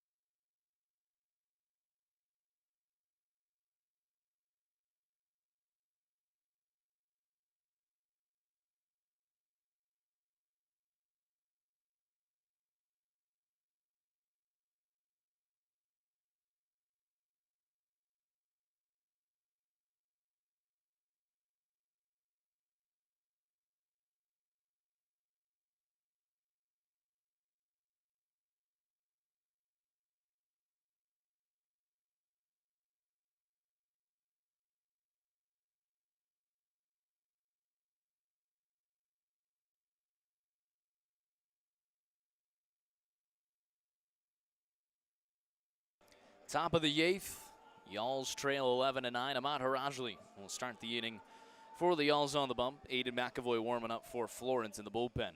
7-8-9 due up for Evansville. Picked up 11 hits against the Y'alls pitching. It's really that 6-run six that has sunk Florence so far. They're still trying to come back from it and need a shutdown inning from the bullpen here. Lynn Scott, 2 hits today. Doubled his last time up. That one's fouled back. Going to do our This Date in Baseball History, always presented by Furniture Fair. Style, comfort, value. That's the Furniture Fair promise. Visit your local showroom or shop online at FurnitureFair.net. 0-1. Rope down the right field line. Foul ball. 0-2. Been a while for that This State baseball history. Yeah. Well, you missed some really good ones on the road. Let's go to June 28th, This Date in Baseball History. You can hop in the time machine and find all the fun things that happen on this date. Starting off 1907, June 28th, Branch Rickey. 0-2 misses outside. Branch Rickey has a catcher for the New York Yankees. Watched 12 Washington players steal safely. 16-5 Senators win. 12 stolen bases against you. Oof. Be tough to be on that call. I was there. I was watching for the conversation about the. Would you rather? Was it 3-hit game and a Yes. complete game shutout or a Easily. no-hitter? And Yeah. Easily the best This Day in baseball history. It's the Rick Weiss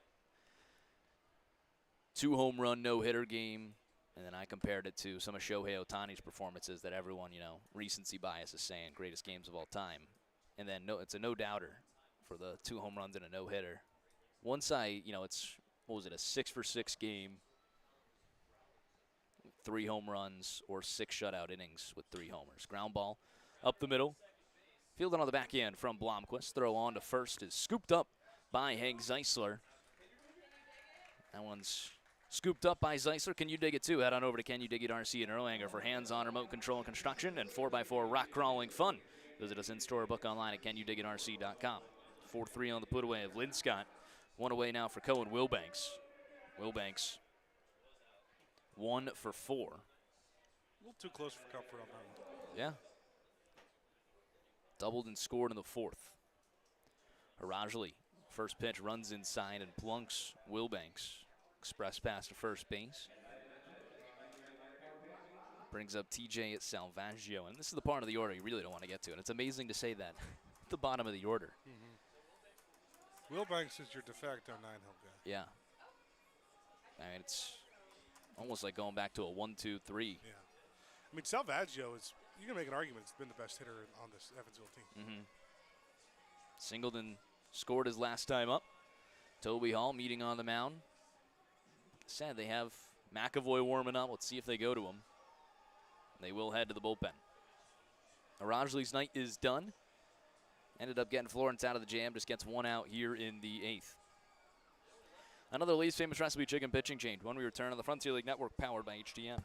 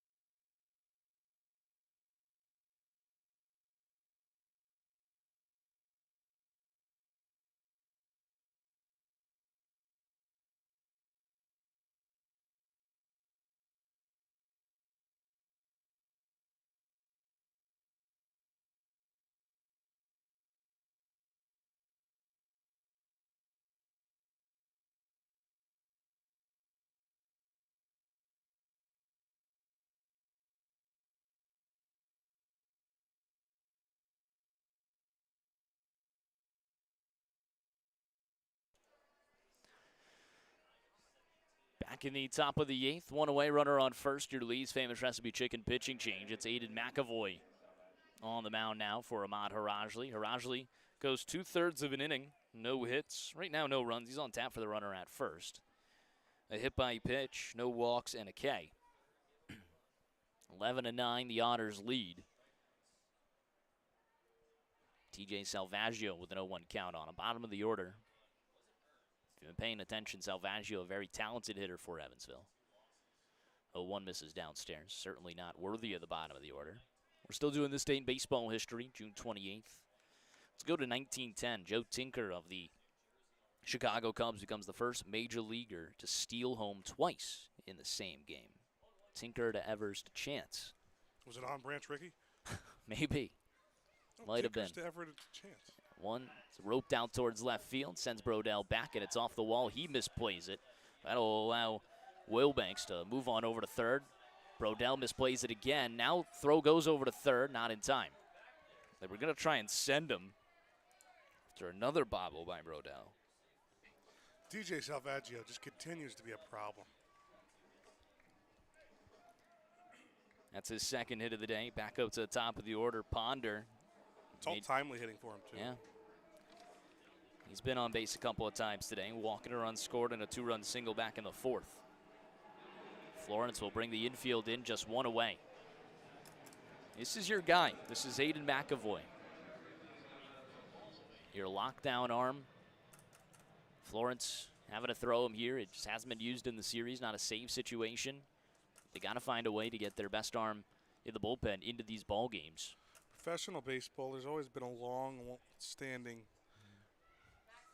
disagreement of closers and pitching in non-save situations. It's just a different mindset, and it really ruins a lot of guys. 1-0. High hopper over the glove of Baker into center field. That's going to bring home 2. Another 2-run single for Ponder. 13-9. That is some needed insurance for Evansville. They continue to hit y'all's pitching. And nothing special there, just a high hopper. You know, at some points you're given things by the defense, and we've seen it a lot with Florence's recent struggles with runners in scoring position. The offense or the infield comes in. I mean, if you have a turf, Craig Massey did it amazingly the last 2 years for us. High hoppers. They're just, it's a cheat code, and you don't have to do much. Runner in scoring position, put something in play, let the defense dictate the rest of the game. That one's fouled away. It's 13-9 Evansville. If it hangs on, they'll win the series. That also will guarantee at least a tie in the season series. Thankfully, Florence doesn't have to face them again until late August.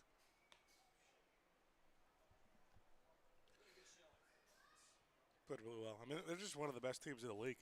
Record's showing it. Third best record in all the Frontier League. No doubt. 0-1. Whoa, swing and a miss. Monty Jones loses the bat and ends up off the netting and into the Y'all's dugout. This is the thing. Pitch clock now. I've said this a lot on the broadcast. I don't pitch clock at all, so. You get a pitch clock violation here if you have to go put on more pine tar. That's what it should be.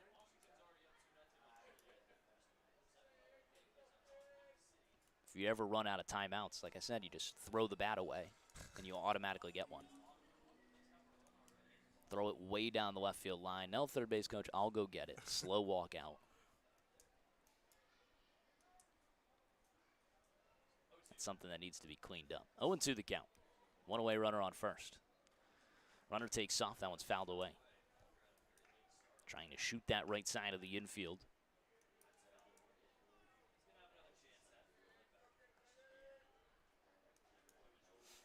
(1984) June 28th, Dwight Evans of the Boston Red Sox completed the cycle with a 3-run 11th inning homer to beat the Mariners 9-6.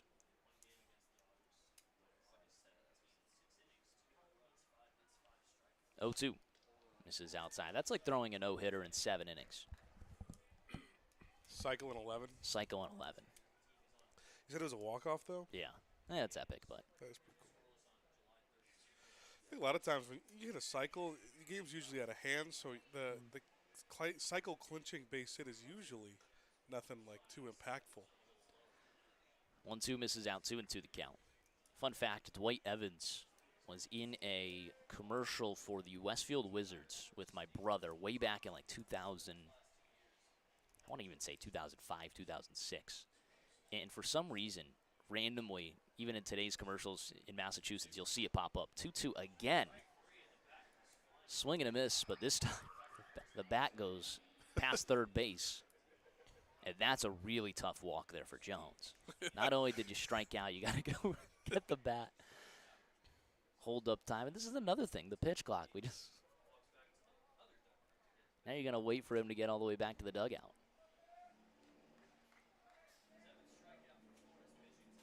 Could at least get a little jog. How about Toby wearing a helmet in the dugout? That's good stuff. That's quality. So strikeout for McAvoy, his first. Now 2 away with a runner on first. It's Dennis Pierce. Hasn't had to do much today. 0 for 2 with 3 walks and 2 runs scored.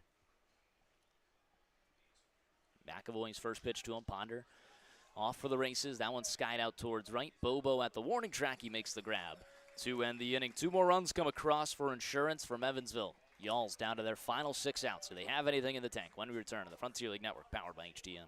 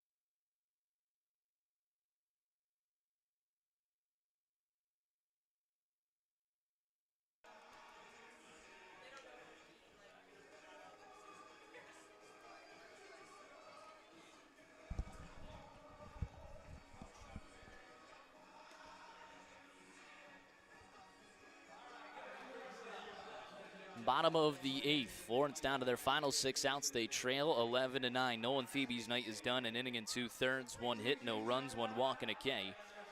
Evansville hands things off to Alex Valdez. Valdez, the right-hander, against Garrett Broussard, Marcus Brodell, and Dylan Baker. Again, does Florence have anything in the tank to try and come back and salvage this series? It would be their first series loss at home this season. The combination of the you have your 3 stars go down in order in the bottom of the 7th, and the 2 spot of insurance at the top of the 8th really feels depleting. But there have been moments this year where we feel like that momentum starts to shift the other way, and Florence puts together a big inning. 1-1 the count to Broussard. That one misses upstairs, 2-1. So we got some kind of summer league game happening after this, getting situated at the top of the stands. Yeah.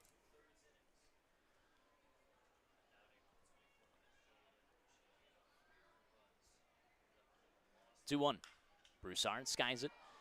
High flying into center field. Ponder all over it. Makes the grab for out number 1. Final 5 outs. Wouldn't mind all the August games against Evansville being canceled. Just a team that Florence has not been able to handle this season. No. They're really probably you have a small sample size against Joliet. Schaumburg's actually interesting. It sweeps both ways now. Yeah. But Washington, you had a pretty good series against earlier in the year.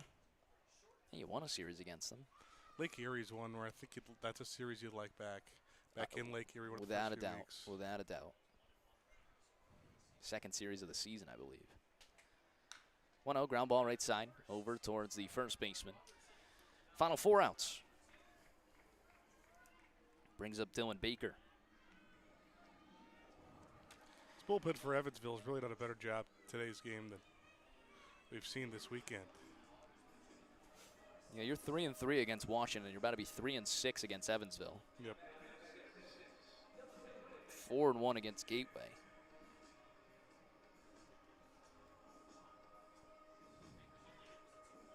Three and 3 against Schaumburg, 2-1 against Windy City and Mississippi. Yeah, play them both next week. 5-1 against the whole Atlantic Conference. Oh yeah, you could play the Atlantic and might win 102. You at Quebec? Yeah. Oh, we ran Quebec my only year here. Shocked they have 4 titles. I think they've proved it a little bit. Put up 18 in the first game against them that I saw. My first professional game. Not my first professional game. My first game with Florence. 18 against the back-to-back champs. They've gone on to win 2 more championships since then. In my mind, that's like, how the heck are they still winning? But that was the tale of Quebec. You know, they always started slow, and now they're just starting red hot these past 2 seasons. Yeah.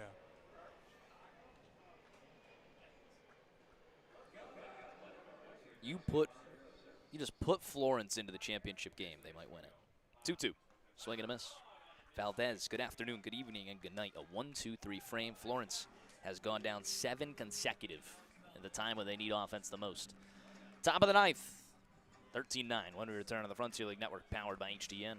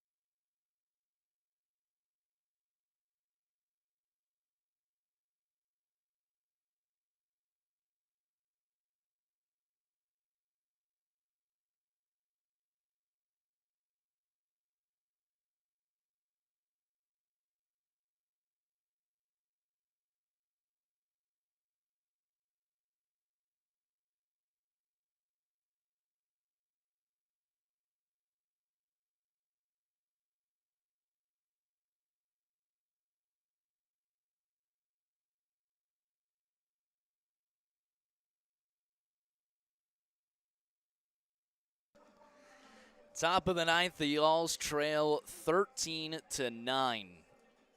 McAvoy on the mound, trying to keep it that way.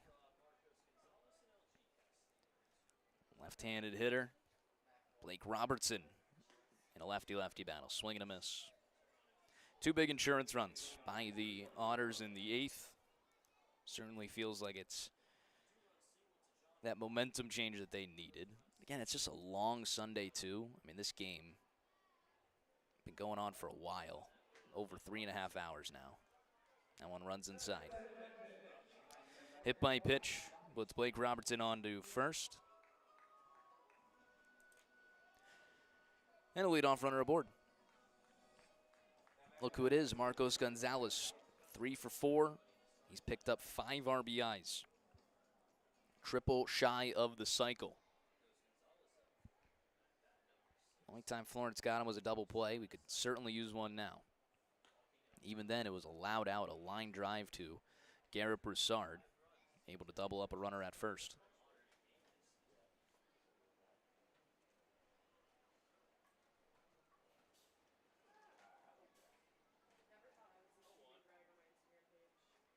Oh, 1. Misses outside. 22-31 on the spin rate there from Aiden McAvoy. He's been the Y'all's most reliable arm in the bullpen. Even then, he does have a couple blown saves. But I believe his 9 saves makes up for that for sure. And is the most I've seen from any single closer in my history with the Y'alls. We're not even at the All-Star break.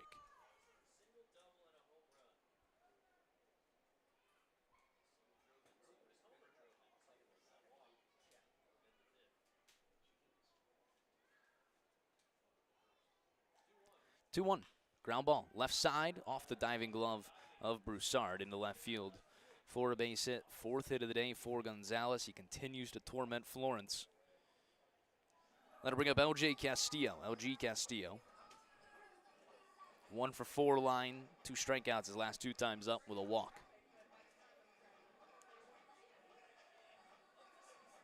Florence will get the off day tomorrow. Then head to Windy City for a 3-game series with the Bolts.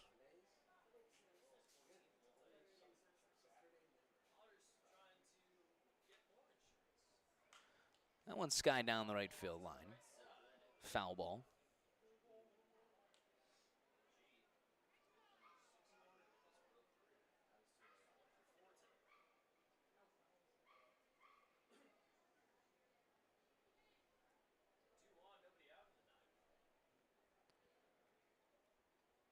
Runners first and second.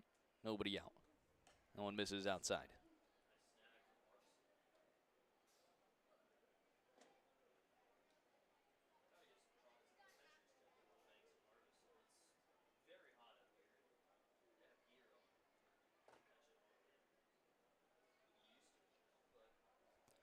One and 1 the count. Straight up defense for Florence. Those nice white pinstripes. 1-1. Crushed. Out towards left field. Brodell is back. That's out of here. 3-run jack, 16-9 Evansville. All of a sudden, this one way out. Too many home runs from the Y'alls pitching. Evansville has been all over Florence this series. 5 homers yesterday. Few more today.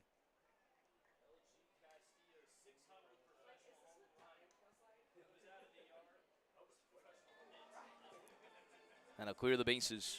Nobody out, and just going to have to leave McAvoy out there because there's really no other options.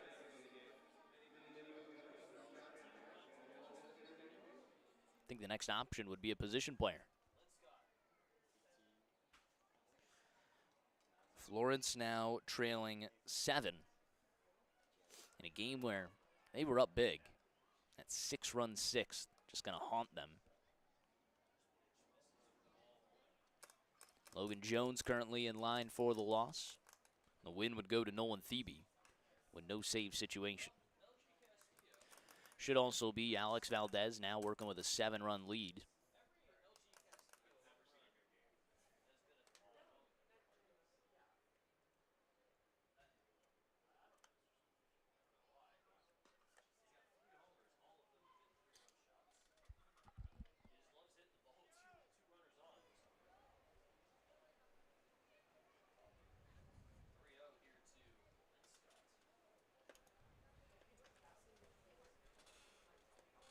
Three-zero pitch. Just barely off the plate for ball 4. 4-pitch walk there to Lynn Scott. That'll bring up Cohen Wilbanks. Everybody's reached base in this inning. Again, closers, typically some of the best pitchers in the league, but non-save situations. Yeah. You know, I see that a lot in the playoffs. Yeah. MLB managers, diving play there from Baker, gets to the legs, no throw. Just keep that one from going to the outfield. Now all 5 have reached base to start the inning, nobody out. You definitely see that a lot, and it's actually one of the bane of my existence is having to see Yohan Duran do his entrance in like the 7th inning. Yeah. It's like just brutal. I mean, it doesn't have to be a situation like a totally different situation where you're losing. It's even if they come into like a tie game. A lot of times, it's weird. Well, they just think, yeah, it's been my best pitcher this season, and got to throw him early or try and throw him in a spot where it's big enough. And usually never works out. I mean, he's no longer in the league, but Emmanuel Clase, our oldest Chapman. Obviously, I just mentioned Duran. They've all had troubles with it. Swing and a miss. 0-2 the count. A Reds example. I remember Raisel Iglesias was always like that. Tried to put him in a tie game in the 8th or 9th.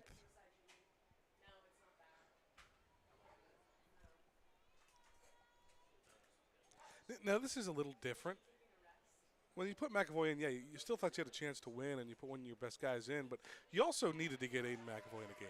Swing and a miss. Picks up his 2nd K. Well, I think McAvoy would tell you this is, it's now one of his worst outings of the season. 4 runs allowed. I'm sure he would have rather just, hey, let me go into the off day, and the next series I can focus back up. Yeah. Again, it's for McAvoy. He's been sitting out in this heat all day. It's, like I said, almost a 4-hour ball game right now. Certainly not an easy spot to come into. The fans are tired. And the heat just drains you. There's only one person I don't think that's tired. And who is that? Andy McCauley. Yeah. Gets the air conditioning for 8 innings. Nice AC. Couple beers maybe. Maybe Angelo's, yeah. Clubhouse manager. Setting him up with a few beers. Might be in the bar. Might be. They got the game Might on be. in the bar.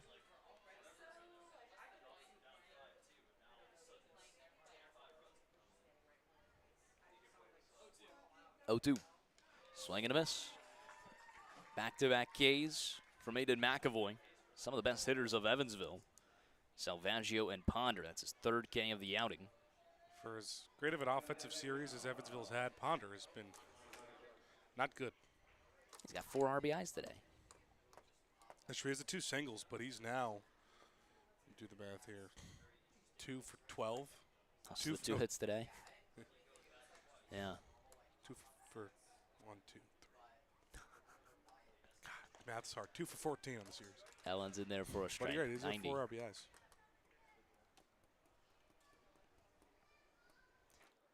Picked up 3 Ks against them today. Monty Jones. That one misses outside. He's had a good day as well. 3 hits. That's the other part. That's his 7th strikeout of the series. So 2 for 14, 7 strikeouts, but 4 RBIs. Yeah, you're right.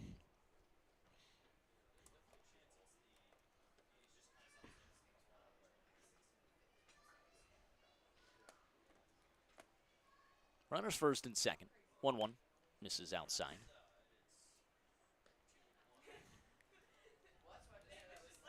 Still got 3 listeners on our YouTube audio stream. Actively going right now. How about those Warriors? It's been a long game. It's been a hot game, too. It's been hot. It's And upper 80s now. Walked out of the press bucket last inning. An Evansville broadcaster said, "How are you wearing pants right now?" And I said, "I don't know." Yeah, I actually was planning. I look at the weather every morning, and I was like, nope, not doing it.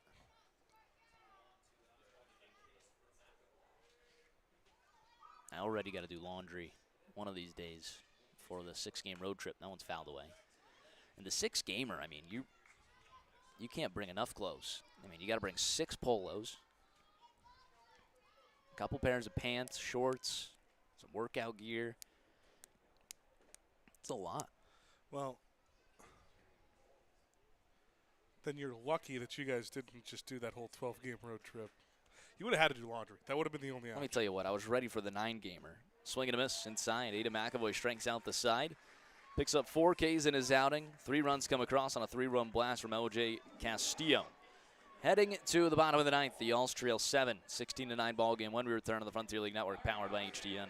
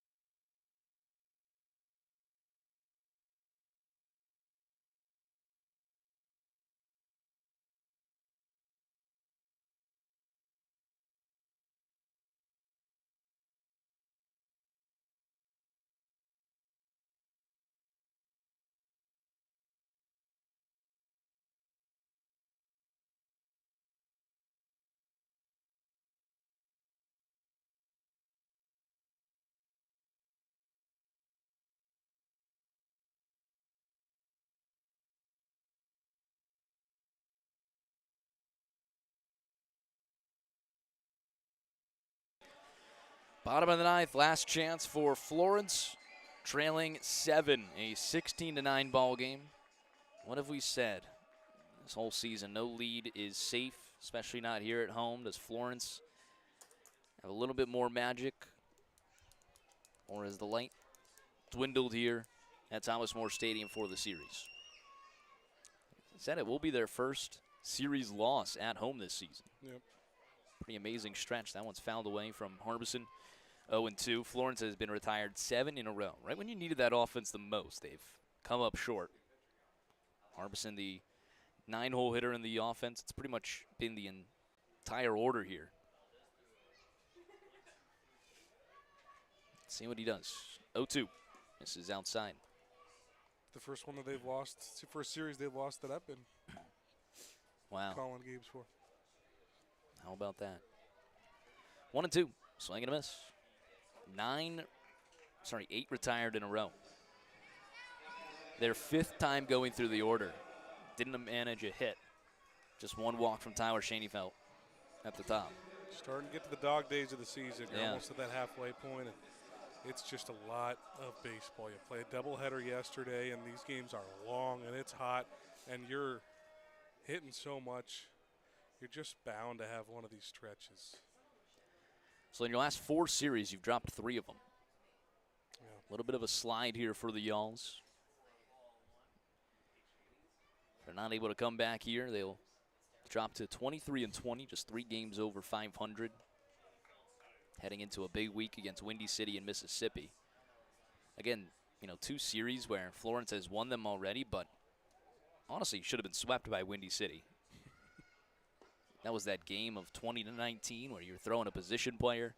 Game before that, remember, they were out hit heavily, and Windy City just walked the house. Florence is able to win. Then Mississippi did win clean, but it's a tough Mississippi team. That was a fun series. This was the first home series of the year. Yeah. That was that back-to-back-to-back game where you had 3 home runs in the first inning at Thomas More Stadium. College strength 3 on the outer half. I thought I was in for a treat, and I was right with this offense. Yeah. That's exactly what I expected after that first inning I saw.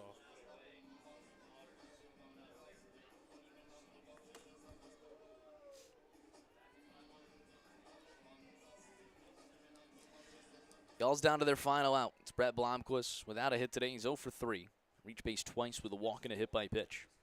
First pitch in there for a strike. Valdez is retired 5 up, 5 down, and also struck out his last 3. Would you do put it on the board here?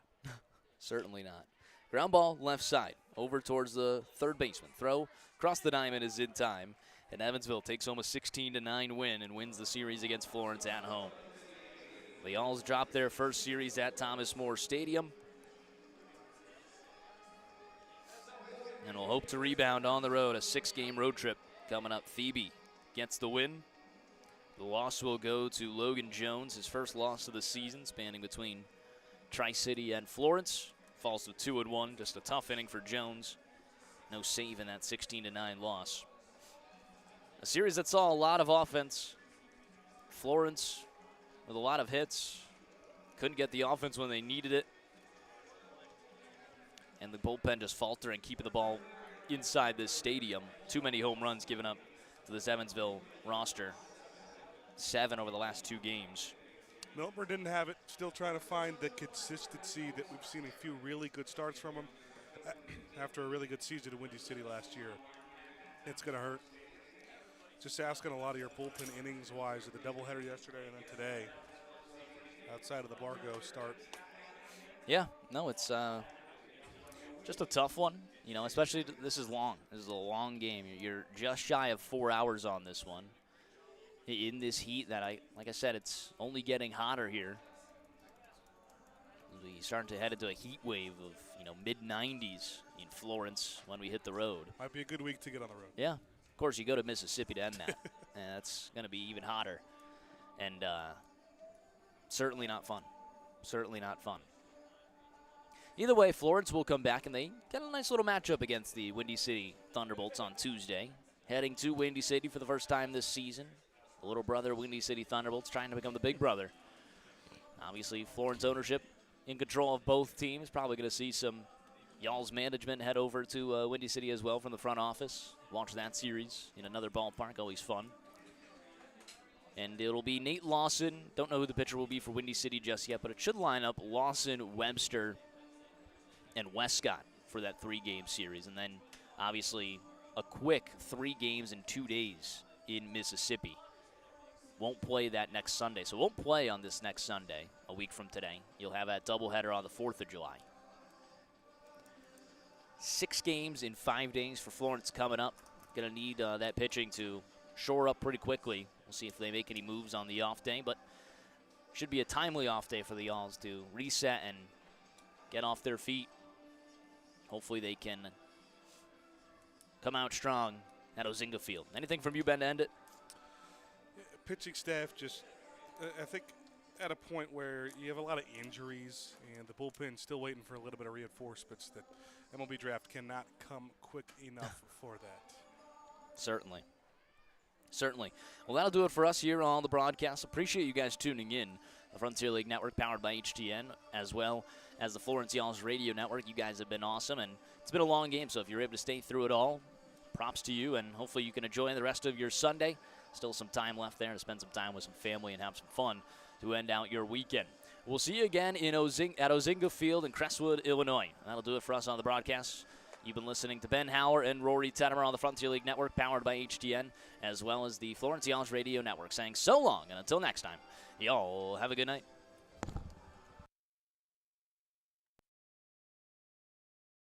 Mark, how are you? Good, man. How are you? I'm doing good. A long game. A little bit of time in I between? do. Or I is- do. okay. Yes. Where do you want to meet and when?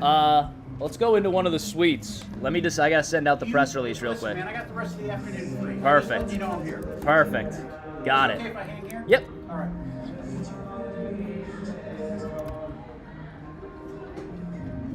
Thanks for making the time. These are Yeah, long days. yeah, no problem.